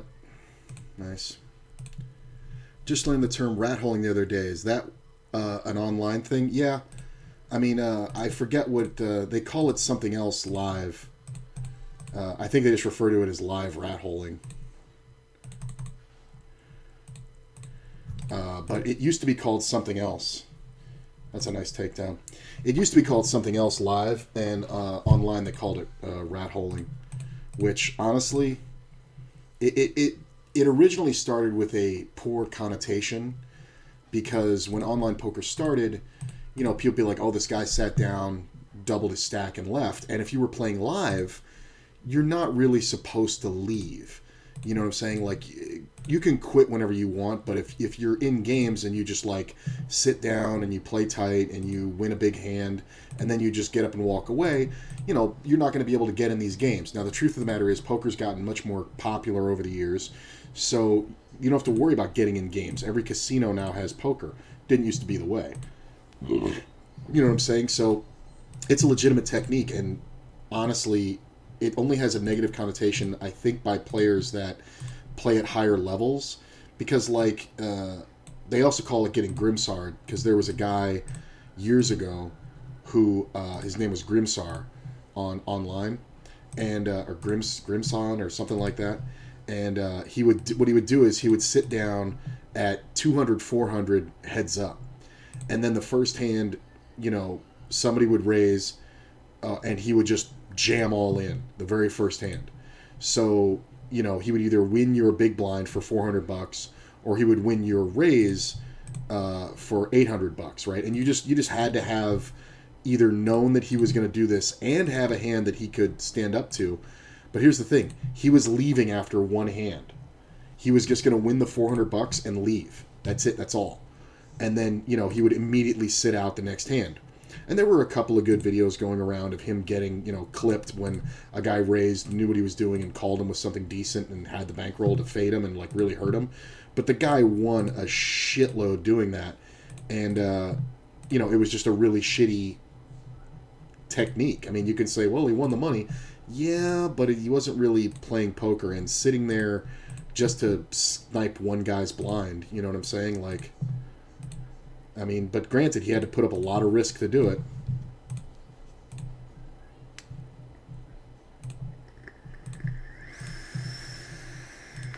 Checking the queen the whole way was the move there.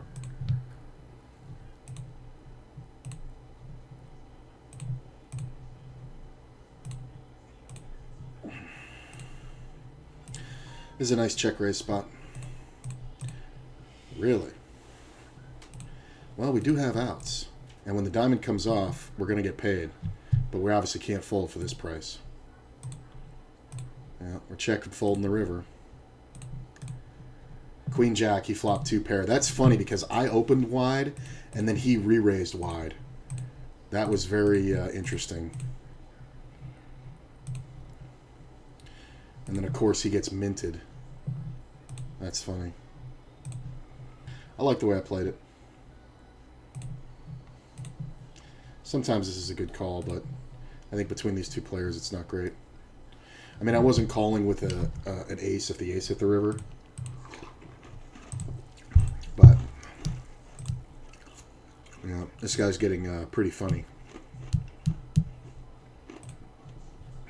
It's annoying when that happens. I pick up the draw so I can make the bet. That's awesome.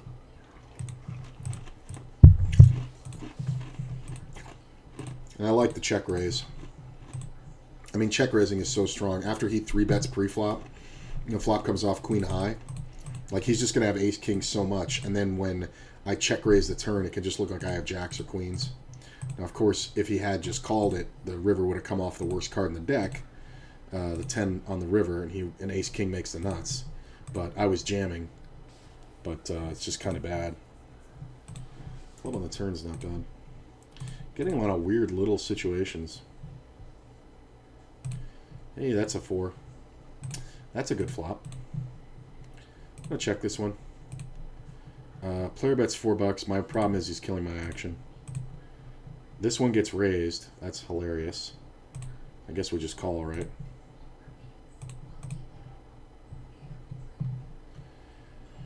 That spade on the turn sucks. I guess we just call here.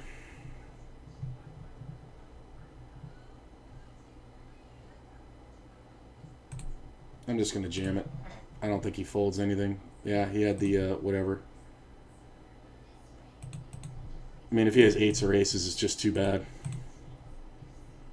But this just kind of looks like a really strong ace to me. And he can think my hand is something like 8-4. Look at this, another set of 4s. Yeah, he folded. Good fold, sir. This player's betting kind of big. He's only been sitting for 7 minutes. I think we just call here. 5 on the turn isn't great. Kind of kills my action. But if he has something, he's going to spaz right the fuck out.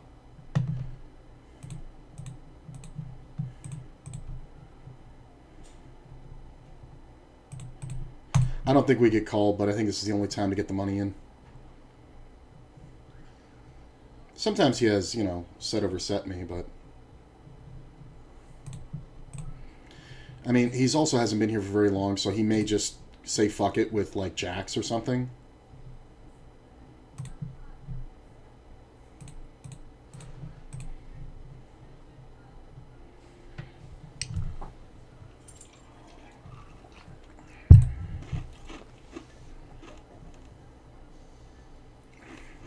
I don't think he had anything.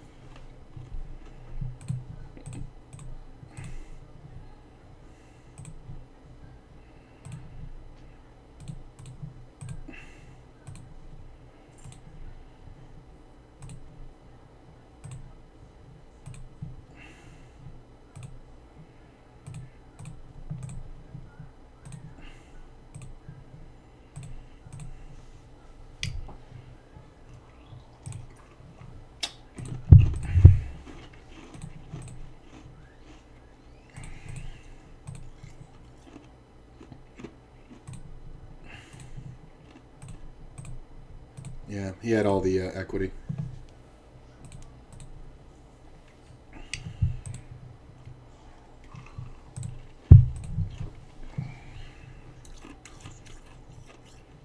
All right.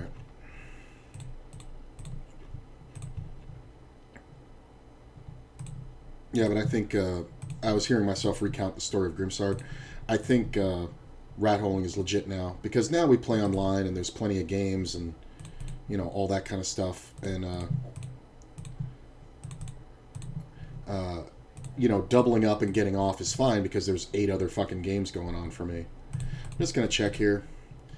Sometimes we're beat, but I don't think we're gonna give up much. And we're going to get paid by the ace-queen. You really can't win more than that once the spade comes out. Like, that's really my problem. Like, if I bet twice, is he calling me? He shouldn't. He may call me with that ace-queen. But he really shouldn't, and I open myself up to bluffs.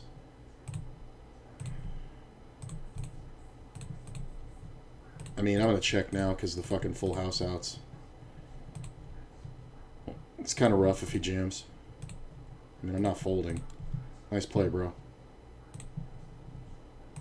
What a genius fucking move. 200 level IQ, man. 200 IQ. That's what that is.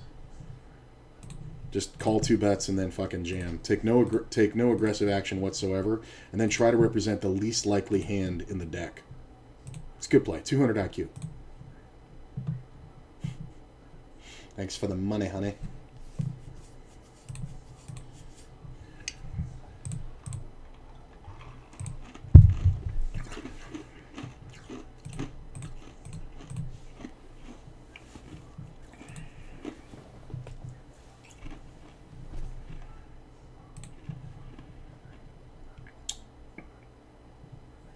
Okay. I mean, he could just have a 10 straight up, but I have the top end of my range here with this board.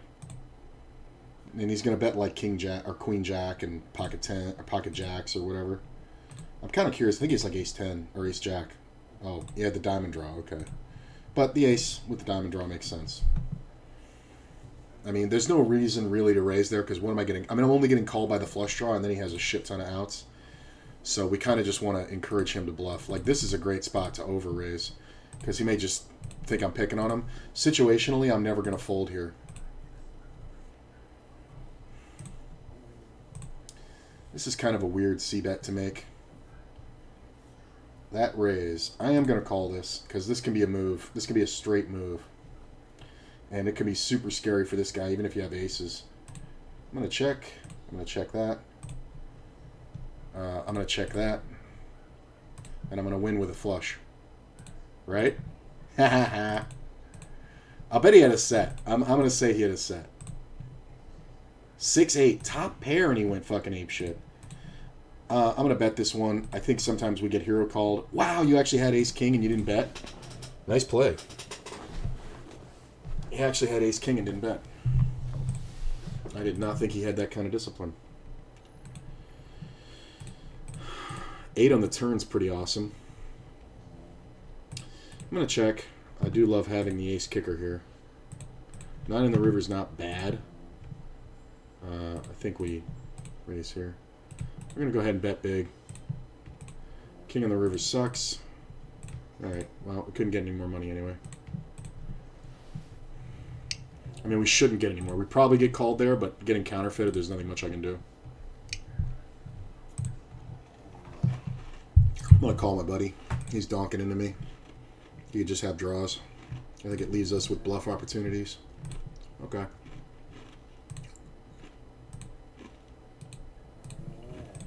God damn it.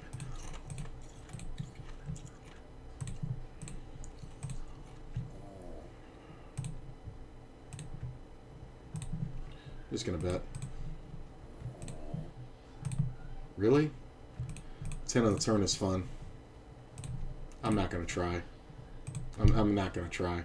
If he's gonna call me on that flop, there's not a lot I can do. I mean, by checking the turn, I set it up, but I feel like I'm gonna get. He should have 2 pair, and I feel like I'm gonna get heroed there by 2 pair every time. So, fuck it. You can have that $3.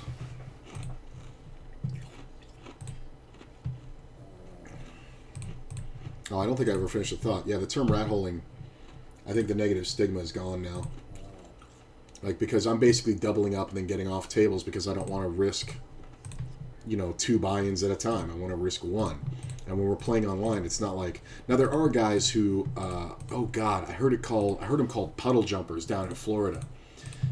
Because they were like the little mosquitoes that would jump from the lily pad to lily pad. And, avoid the big frogs eating them. They were called puddle jumpers. And basically a guy would go on and make a bunch of money and then get up and leave.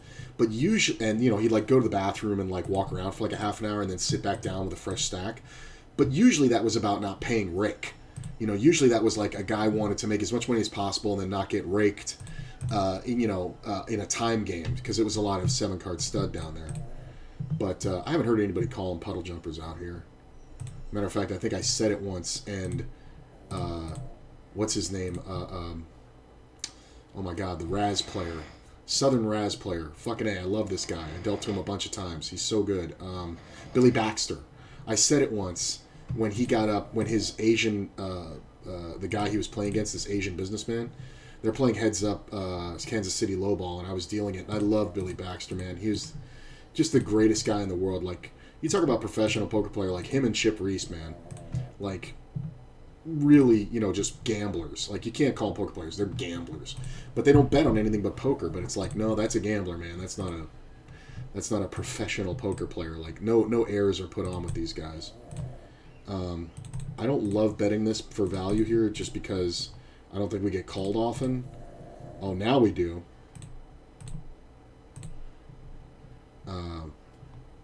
Yeah, we're going to get called by every 9. I think if the king doesn't come off in the river, we can't really get called.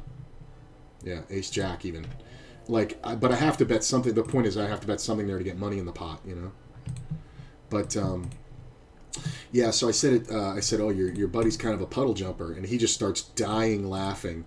And I remember he called the floor over and he goes, do you think this guy's puddle jumping on me? And, the floor looked at him like he had 2 heads. He's like, I don't know what the fuck that means and all like that. And he goes, nah, just make sure the guy pays his rake. And Billy Baxter got it. And he was like, where the fuck are you from? And it was just like, yeah, South Florida. He's like, oh, well. I think he's from Louisiana. So a lot of the vernacular does crossover. I think we can call here. I mean, if he backs off, maybe I'll bet the river. Yeah, I think we bet the river now.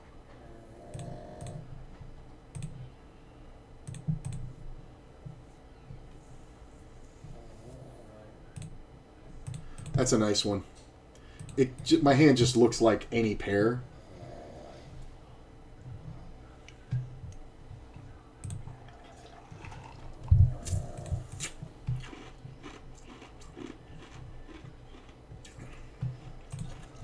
Get 3-bet.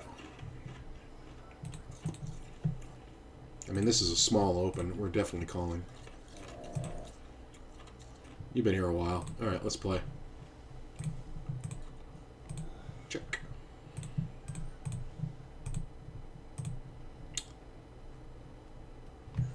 Having the king and the queen in my hand kind of sucks.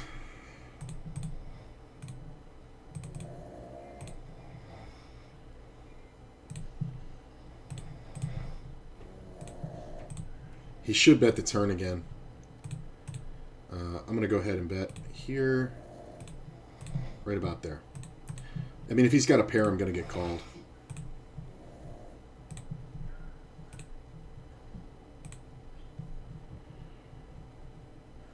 Okay.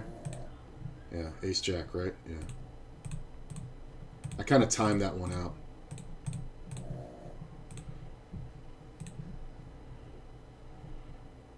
I mean, if he's taking this long with queens, I commend him. But if he has kings or better, he should just be snap calling.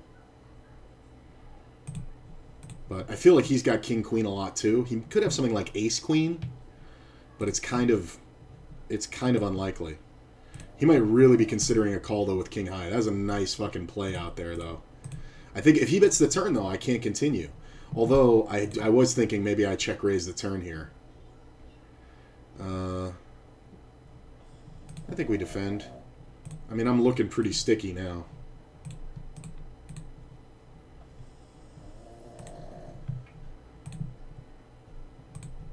Club's not bad. I think we just check and call a bet on the river.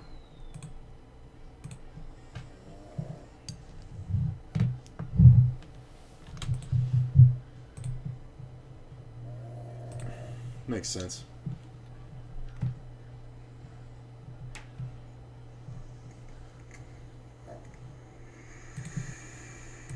I think we're just going to call.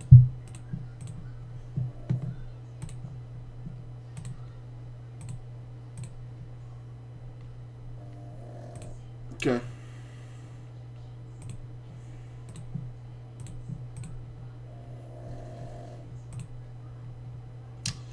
This is kind of awkward because I didn't raise pre-flop.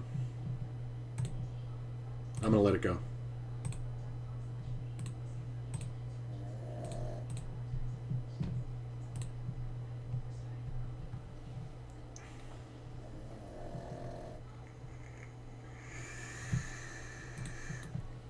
Look at this.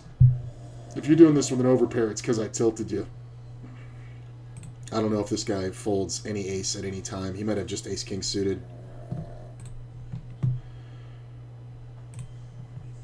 How do you fold the river? He just had the ace-king suited.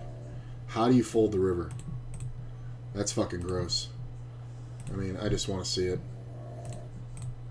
Yeah, just garbage, right? I mean, players check down that fast and they take the little min bet. It's just like, fuck you. I'll sheriff that.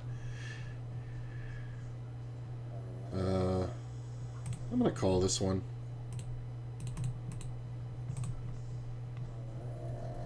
This player leads at me. I don't know if you're leading two pair. I think you're leading more draws. I'm going to get the money in here. He calls. 5 on the turn is kind of crap because he can have 6-7, but I think we just get the money in.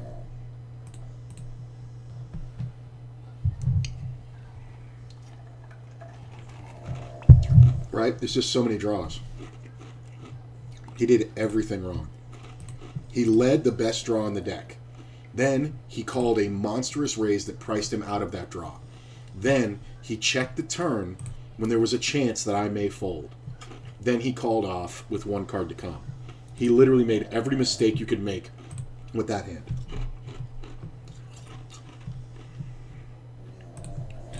Leading at a donking at a draw is... That's a good tournament move if you want to get committed. But you're not getting folds in cash games. And do you think I'm calling if, like, so many cards come off? A 6, a 10, a jack, a club? Like, I'm raising because my hand is 1 pair. So you're not getting any action. So once the turn comes off safe, you've got to know the money's going in.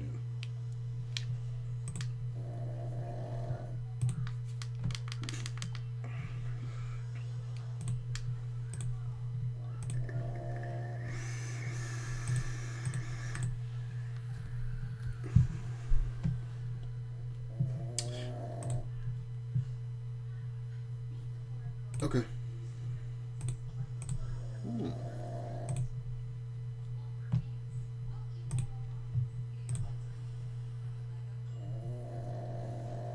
Deuce, I pick up a pair. I think we're going to bet this one as though we're protecting the 10. That might be a little small, but I think it's okay. Because we're going to bet the river. And if we hit the club, we're going to bet it huge. Hey, deuce is probably best hand.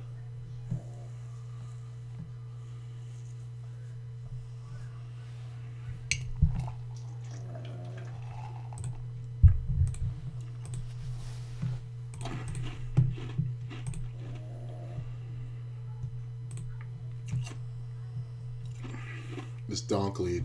Same guy? No, different guy. Same avatar.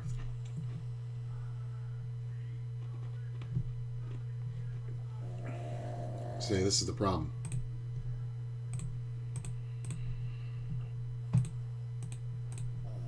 I think we want to get off this one and get on this other table. Yeah, this is fine. Fold, fold.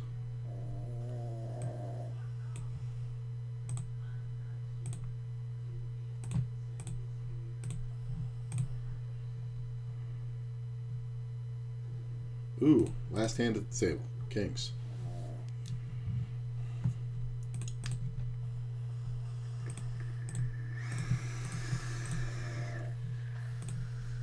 I kind of want to get off this one, but there's no more 50s. I don't want to keep playing big. Yeah.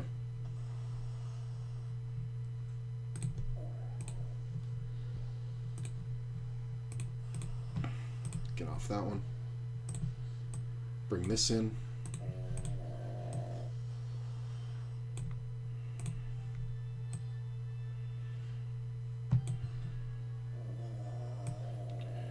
What happened that ace-king hand? I wanted to see it.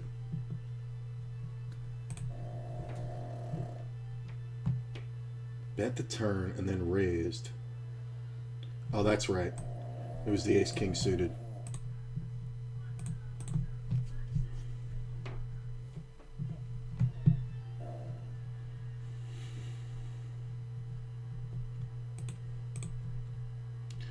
That's a big open. All right.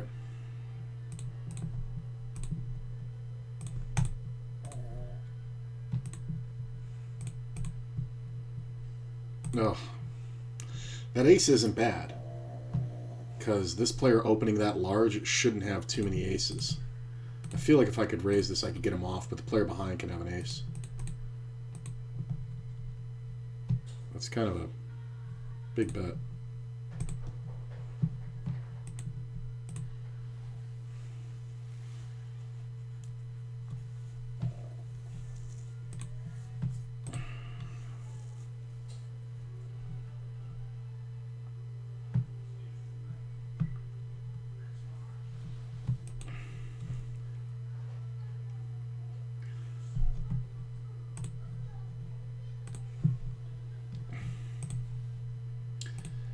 I'm going to lead.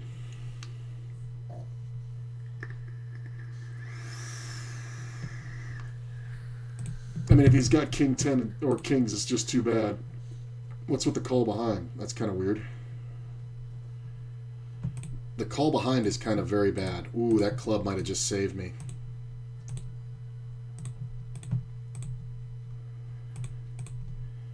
Do you bet a flush here? I don't think so. Ah, fucking queen on the fucking river.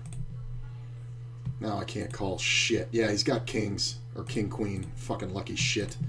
He played it like garbage, bro. Ace-9, king-queen. He played it like garbage. I'm just going to call this one. Check. Really? Huh. Okay. That was annoying. I think we just call. He bets the full pot. The 10 is bad because if he's pure bluffing, the ace-jack just got there. Wow. That's bad. That's really bad. That 10 is really bad for me. Like, that 10 is super bad for me.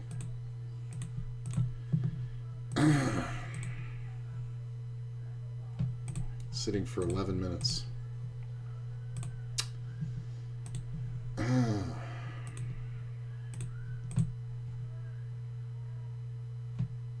Too many two-pair combos. Okay. He sees the... See, that's the thing. He sees the king. That's like an old 7-card stud thing. Like, he sees the king. You know what I mean? Like... And he had almost no reaction to it. Like, the flop bet being so small, or being so big, rather, was absolutely just trash. But, like... It's going to be Queen 10. It's going to be Ace Jack. It's going to be King 10. It's going to be hands that want the pot to just end. But when that 10 hits the turn, man, like, I mean, and that's kind of the risk you run by not 3-betting. You know what I mean? I think that's one that if we had 3-bet, I'm probably going to trap the flop, and then I might get drawn out on the turn there. A lot of these players are pouncing on me for the things like that I'm doing, but this player hasn't been here long enough to really be... And plus, he's a non-reloader. So when guys like that play in that manner, I think we kind of have to give them credit. I'm going to bet small.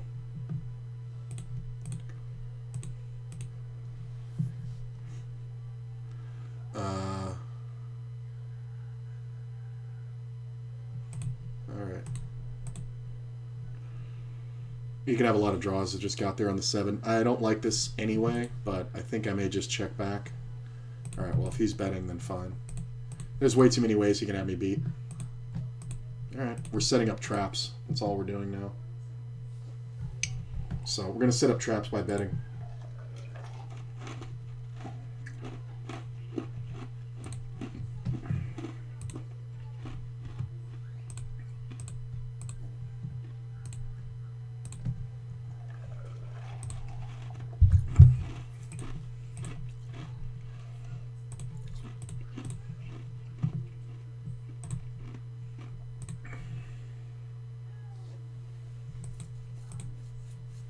I mean, I guess technically I'm up for the day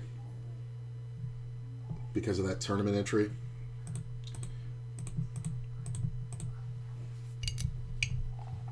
But it's kind of annoying situations that I'm putting myself in. It's working out, but yeah, like, see, like, this guy's not blindly aggressive. I think this can be a lot of 2 pairs in the river. Well, maybe he was bluffing. Well played, queens. He may just be a maniac. But I think we're going to find out and get it all from him.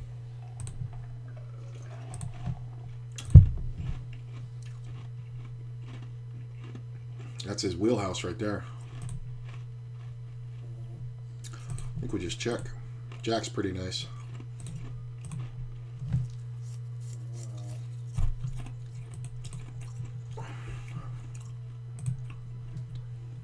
I think I am going to bet if it checks to me. Queen on the river is hilarious. I don't know if you got the balls to bet here, bro. I mean, if this guy folds, I'm calling. Alright, once he calls, I can't call. Yeah, he makes the straight. That's hilarious. They both make the straight.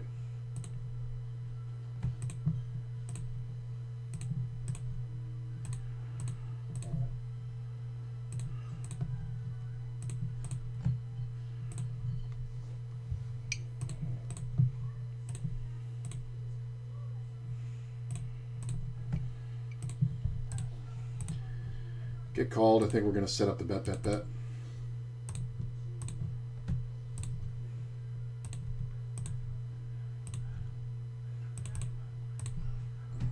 Could have rivered the flush. But my hand just looks like aces, right? Is that scary? Is that supposed to be scary?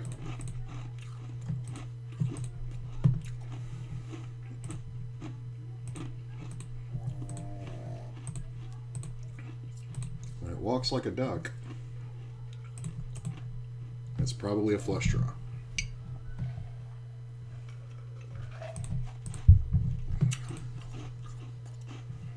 Ugh.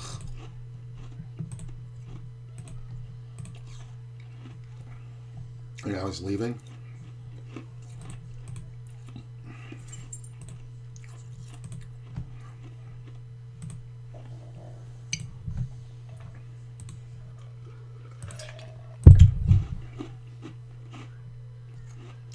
It's weird.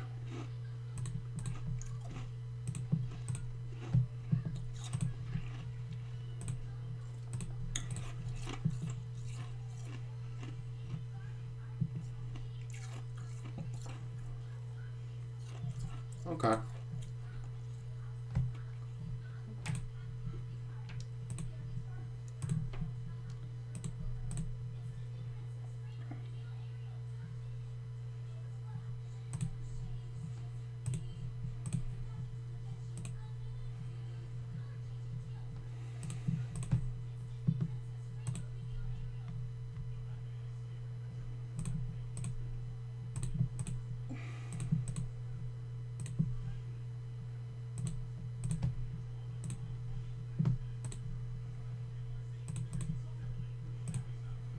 All right. It's a limp pot. I'm not supposed to fold the second pair there, especially when the running aces come off. It's confusing. He's winning some little $6 and $7 pots, but like if I have just the raw ace there, I bet you I can jam the river and get called.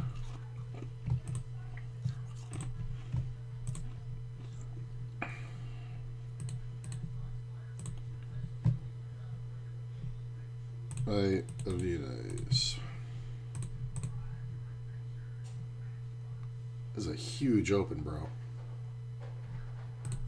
Interesting.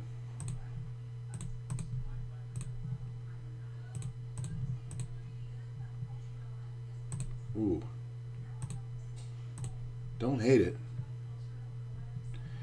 He checks. I'm going to bet half pot.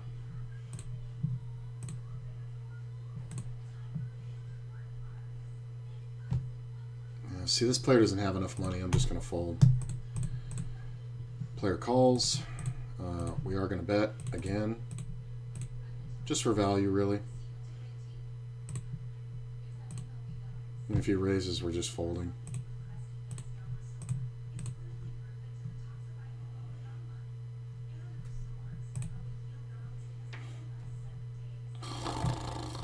Annoying. I mean, do you just have aces here all the time? He opened up so huge. I think there's a chance that he has like a suited ace king or ace queen. I'm getting raised a bunch. I'm gonna put him in. 8-3. 8-3. He opened up monstrous with 8-3 and I 2-outed him. I mean, play stupid games, win stupid prizes, bro. The fuck is that? 8-3 flops the joint and I sucked out on him with the 9s. That's so great. I got everybody at the tables loving that one. That's hilarious. Because I should jam there. I did that yesterday to a guy who had ace king. Like, I mean, when players are going to play that kind of crazy... Look at this. I fucking gave away the winner. Because I didn't call the fucking ace-queen.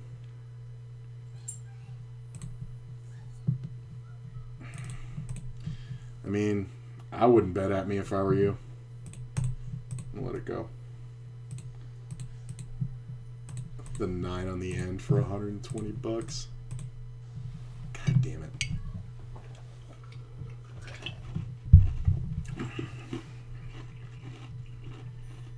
This guy's messing me up. I almost opened this ace-4.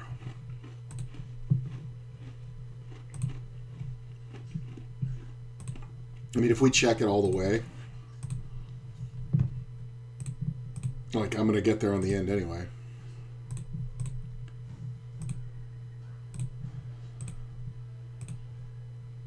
You win, sir. A lot of these big bet dudes, too. Like, this is just the rec players. It's kind of hilarious. Okay.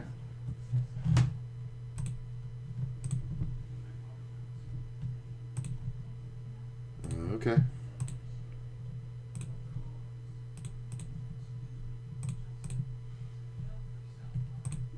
Nothing to fight over.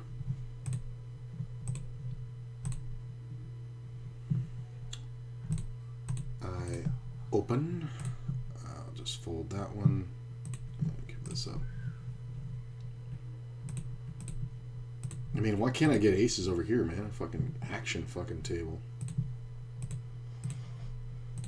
Check this. Do the delayed c-bet. Alright, go ahead, dude. If he's gonna donk at it, that's fine. Means it's a queen. It means I would have had to go bet, bet, bet, which is kind of unlikely. Alright. You're gonna get killed. You're gonna get killed. Look at the 9. I'm just gonna bet at it just because there's a lot of 3 players in the pot. Somebody should have something. I mean, that's pretty good.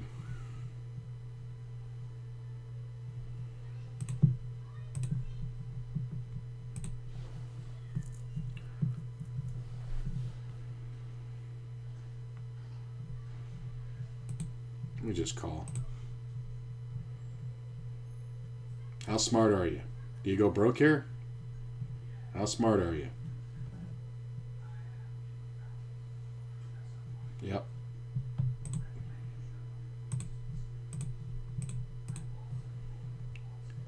Okay.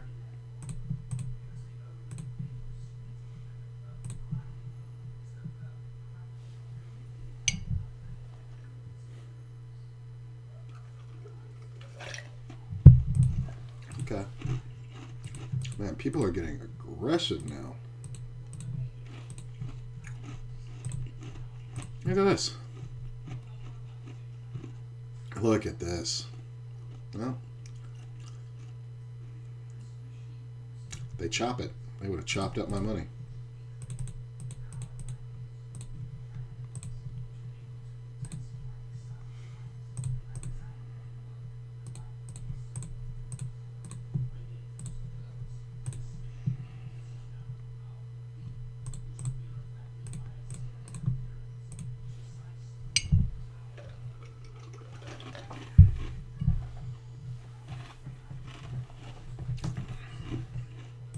Okay.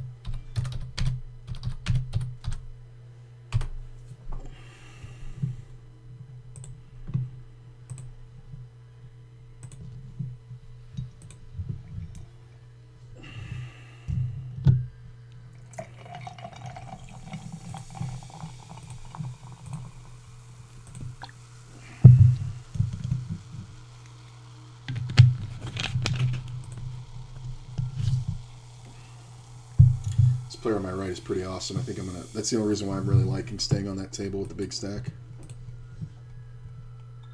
Very aggressive, very aggressive. It's like such the spot to be in.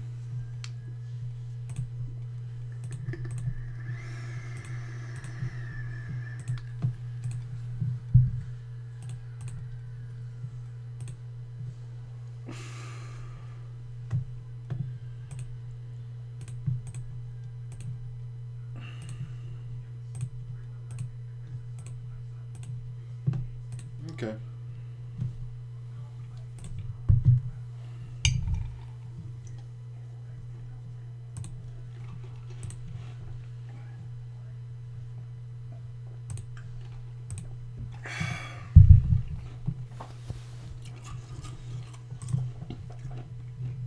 I don't think we can fold for that.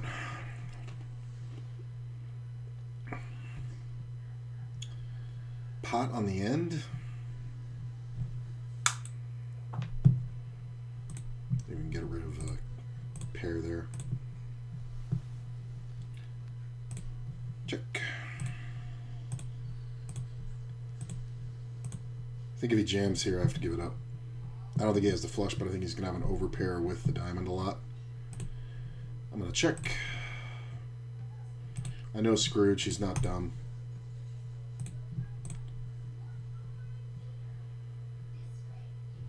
You win, sir. He got there. I mean, he probably had me beat anyway.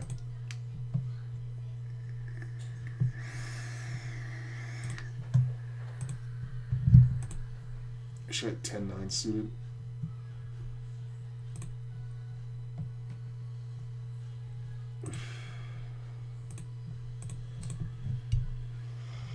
Can we get some more tables going? Damn.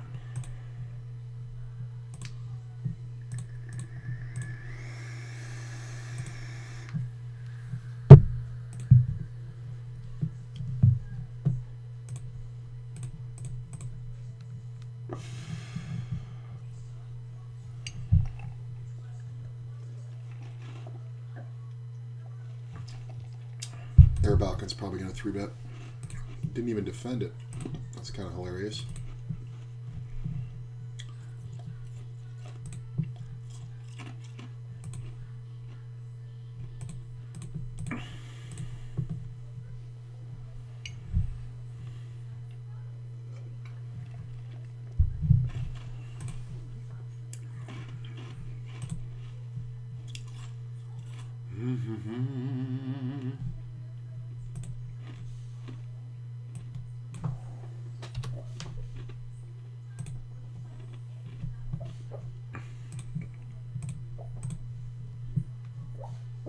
Chi-Chi's having a dream. That's some big pots to win with Queen 9.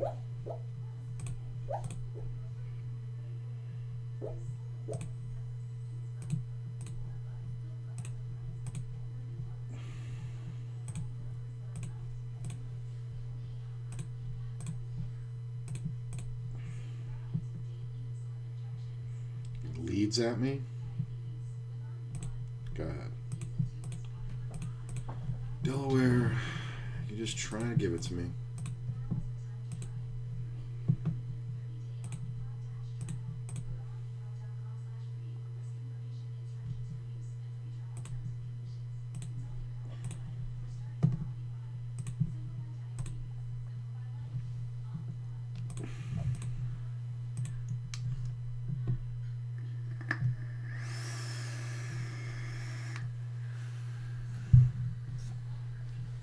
So there's a 10 and L over here. Do I want to get on it? Yeah, I think we can get off this table and get on it. Check. Oh, nope, can't get on it. I gotta wait.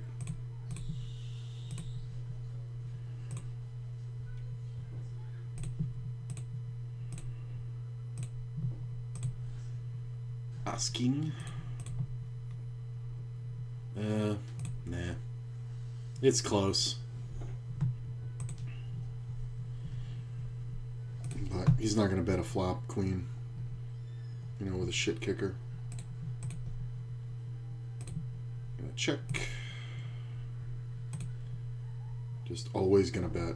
And the problem is he's gonna have all the equity, so that's fine. I could call it because of the backdoor spades, but I think I'd rather just make this guy make a mistake. And he's really gonna... He's only betting on improvements, so he has a high VPIP, but he's not just straight bluffing most of the time. Min raise, min 3-bet, call, my 3-bet, 2 folds, and 3 folds. Thanks, fellas.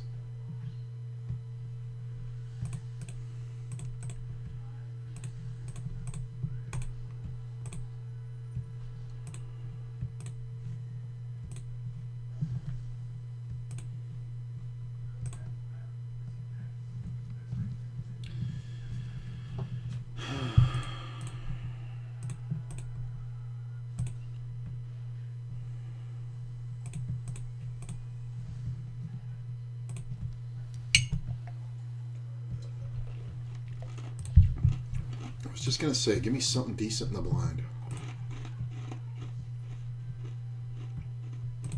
We see a raise. 2 very aggressive opponents. I could 3-bet, but I think I like calling here. I think if we see a 3-bet and a fold, we're gonna jam.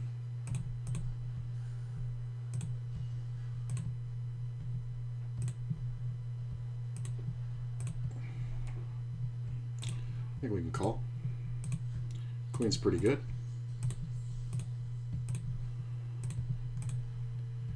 He bets big.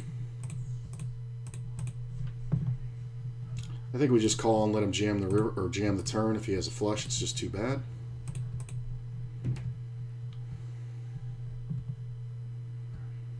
Never folding.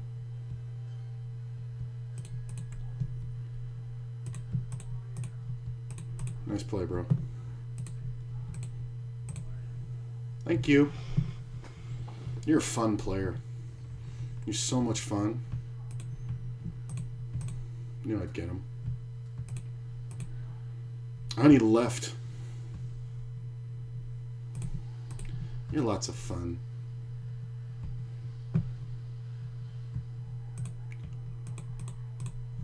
One pair, sir.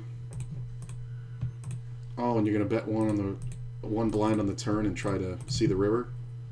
No. No. All the money goes in. Sorry.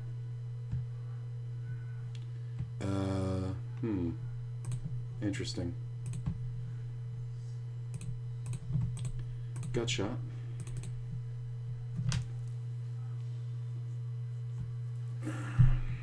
Check. Could bet that, but nah.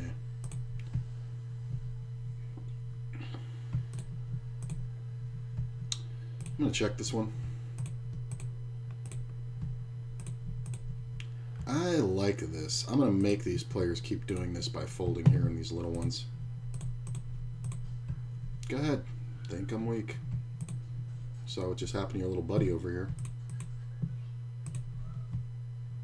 Okay.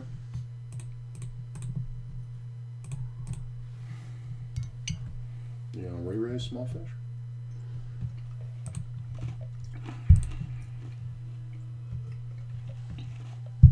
Calls. Flop a flush.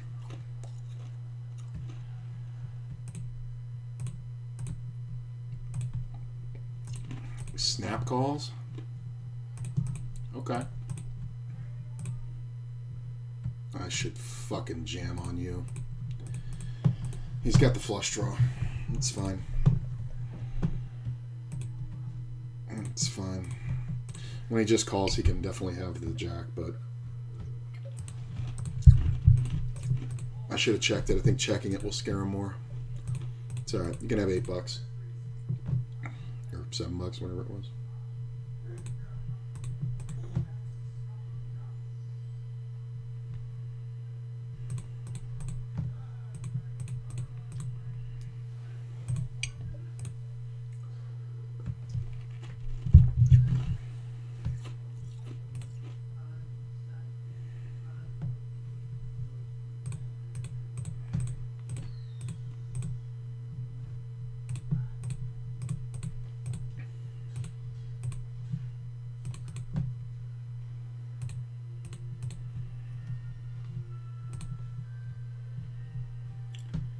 Sit at this table?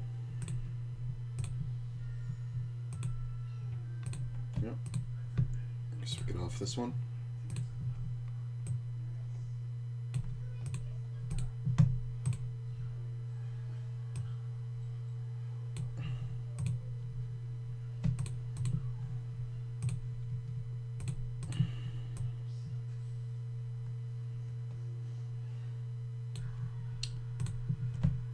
Some of these players are so cool, man. You make the cool moves.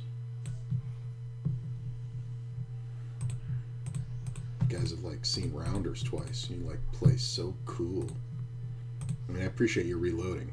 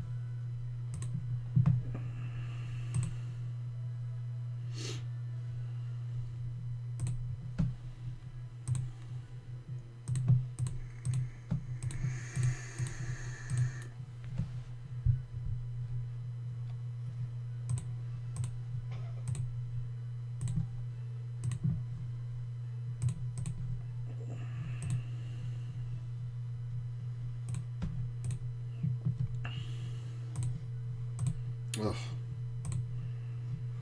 Check. I mean, this guy bets everything. I would not bet into this guy. That is a dumb bet to make. 7. Check. Damn it. Ah, it's very tempting. It's tempting in both spots, but he should have the monster over here. Bad players make hands too, don't forget. I don't know why the fuck you're gonna bet the fucking turn like a fucking idiot. He just got here, he doesn't know this guy.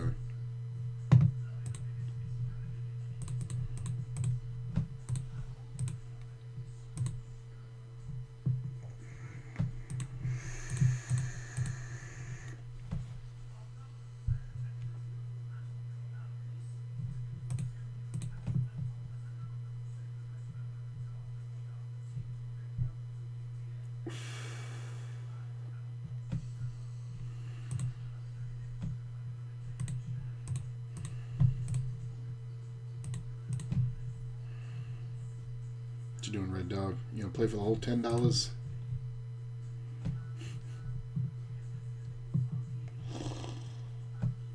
It's hilarious.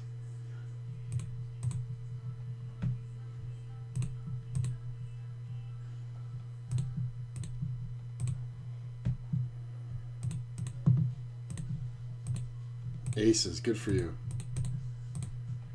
It's the only way to make my hand viable. Like, jamming's not good, but when he overbet jams the flop, it's kind of hilarious. I'm trying to go broke. It's the same thing as having ace-king. He's either got a pair or he doesn't. And he's going to have a lot of ace-queens there. He's going to have some ace-kings, but when the king hits the flop, I'm kind of less concerned. And plus, doing stuff like that is good for your advertising budget. I'm not trying to justify a bad play, but I'm just saying there's just no reason to fold there. He's going to have every pair in the deck, and it's almost raceable at his stack when he's sitting there with 20 fucking blinds. And when you overbet jams, it's just like, okay, you either have everything or nothing. And I have enough to call when you have nothing. So we see a smaller raise and a re-raise for the first time from the two aggressive players. That's an interesting flop. That's going to be fun. King on the turn's fun. Yeah, we got to see the whole board there.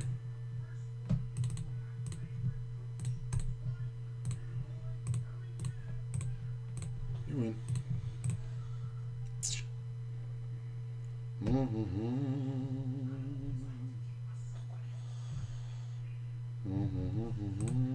A limp from a shorty. And a small raise and a call. A call.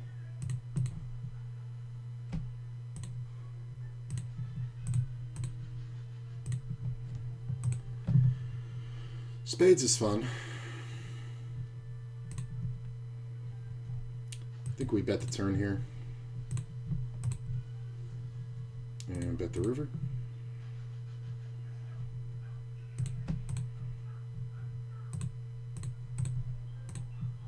Don't do anything stupid, Balkan.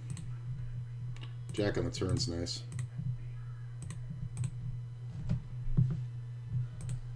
I bet's 5.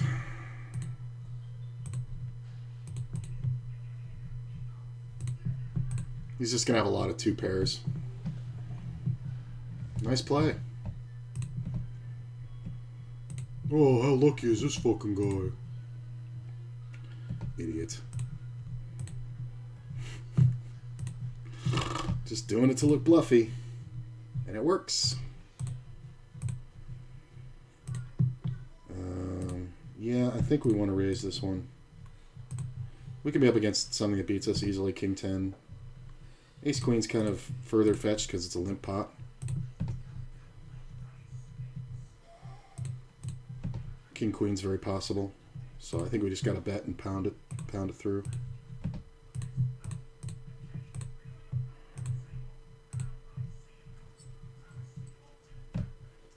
That's interesting. I'm going to let it go. Yeah, because of the player behind. Alright, we can get rid of that one. No thank you. No thank you. Look at the clubs. Look at the clubs. Just pounded it through, right? I gotta see how it was done. Bets half pot. Bets 2/3. Gets jammed into easy life with the nuts. And the other guy could have hit a 9, a 10, a 7. But I doubt he's going to be able to call anything. So it's kind of a really bad spot to be in. That's somebody who just took it too personally. Like, the player can absolutely have a good hand. Like, I don't know if you're supposed to jam there. I'm going to re-raise this one. Fold. Pickle Pants, what are you doing? Gut shot.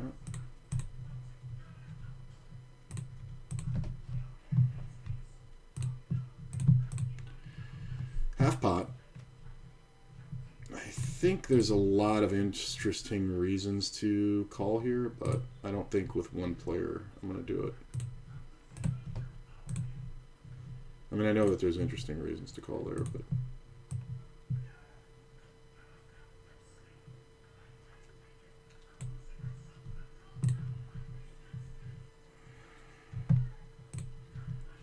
Where's everybody going? Nope, not out of position. I mean, and to be honest, this is going to be a lot of heat. We're going to have to be willing to play for the stack. And we're going to have to call on the flop and then lead the turn or check raise the turn. Although I don't know how often we see a bet here. Yeah, I mean, you just keep pounding it through. I mean, if he has ace queen, it's just too bad, but I think we would just check call, and just let him blow it off. You just kind of resign yourself that you're just not going to fold against some players.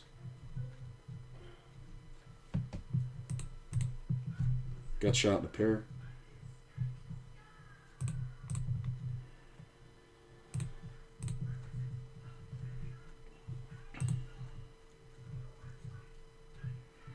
Get called on the button. Pick up the spade draw on the turn. I'm going to check, obviously afraid of the ace. 9 on the river is not the greatest card, but it's not the worst.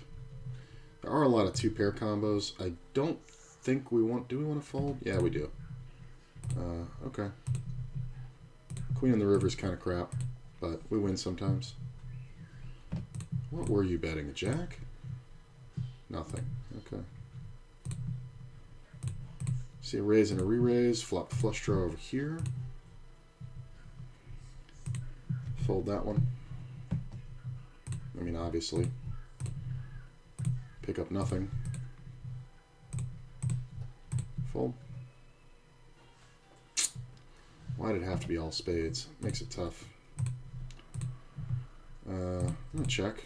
7. bet half pot. Do we raise here and get called by anything? Well, this player's all in. I'm just going to call. I think we bet half pot and try to get called by ace-king with the ace of spades. Look at this, the nuts. I mean, he didn't play it wrong if he had the ace-king with the ace of spades. Ace-king offsuit. Okay, you may have played it wrong. Because you can't really trap on that flush board because I'm going to feel like my flush is good when you check the flop and then bet the turn. So if I make a flush, I'm probably not going to fold.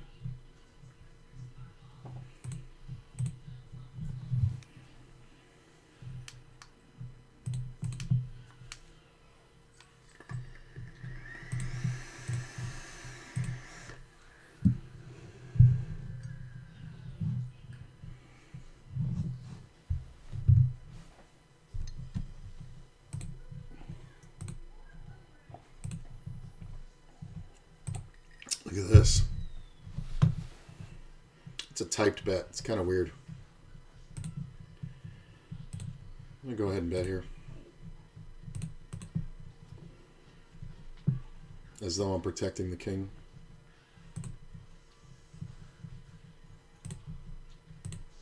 He's thinking about a move. He was thinking about a move. But it's like the worst case scenario. I just have to go 3/4 pot with boards that favor my range. And look like I'm a scaredy cat just killing my action. Whereas if I had actually made the king there, I think the move would have been either check or bet like half pot. Third pot too small, 2/3 or 3/4 too big, but half pot. And if I just like did it instantly, I think it's pretty viable.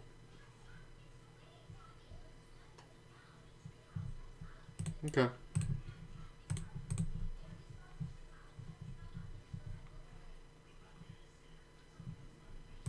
Okay. It's a pretty good flop. That's not bad. We're going to go ahead and bet.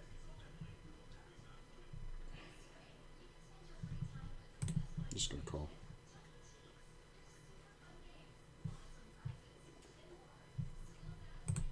I don't mind taking those down.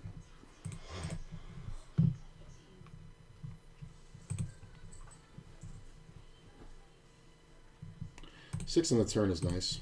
Pick up outs. I think we just check, lose to a jack. Yeah, let's just no.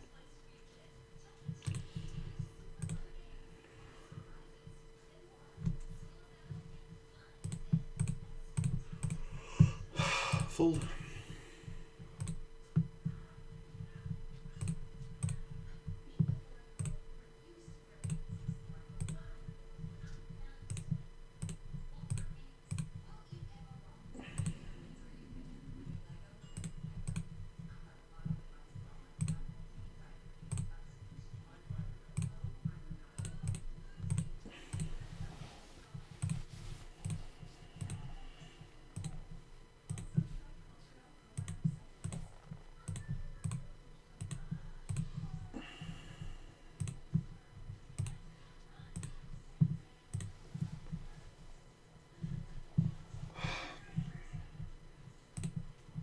Might win with the 7.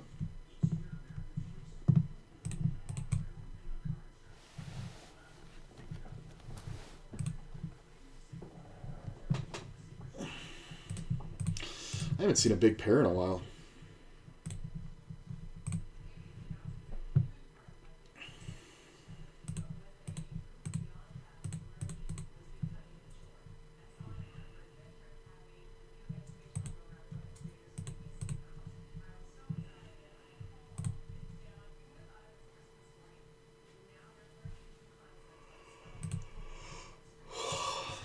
See a raise from a shorter player.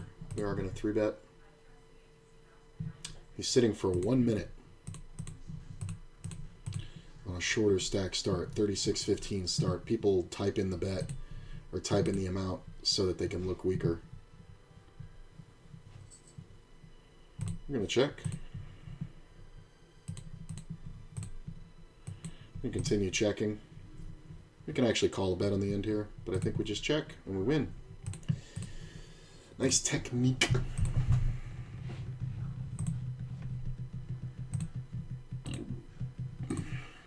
This is just...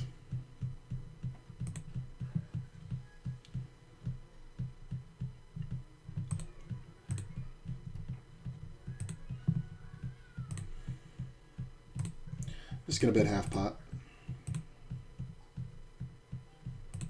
I get immediately raised. Well.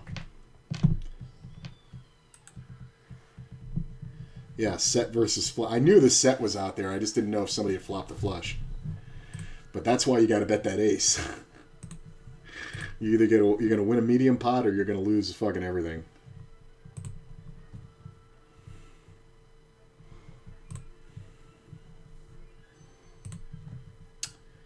Yeah, I think I'm going to call it here, guys, for now. I'm going to come back later and see where we're at.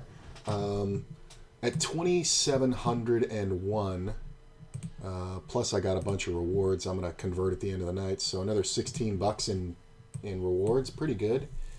So we're like $100 ahead, I guess, if you count that. 90 bucks if you don't.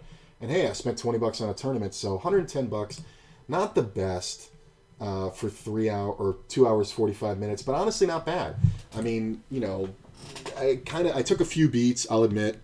I also didn't play very well the first hour. I think I kind of overpaid a lot of rivers, but it was interestingly close situations. Those really aggressive guys coming in, it kind of made my day. So very nice. I'm going to be back in just a few hours. I'm going to eat lunch and chill out for a bit, and then probably come back around 6, maybe 7, and put in another session. And yeah, so we'll see you guys in a little bit. Stick around for the host. It's somebody I really like, and I'll see you in a little bit.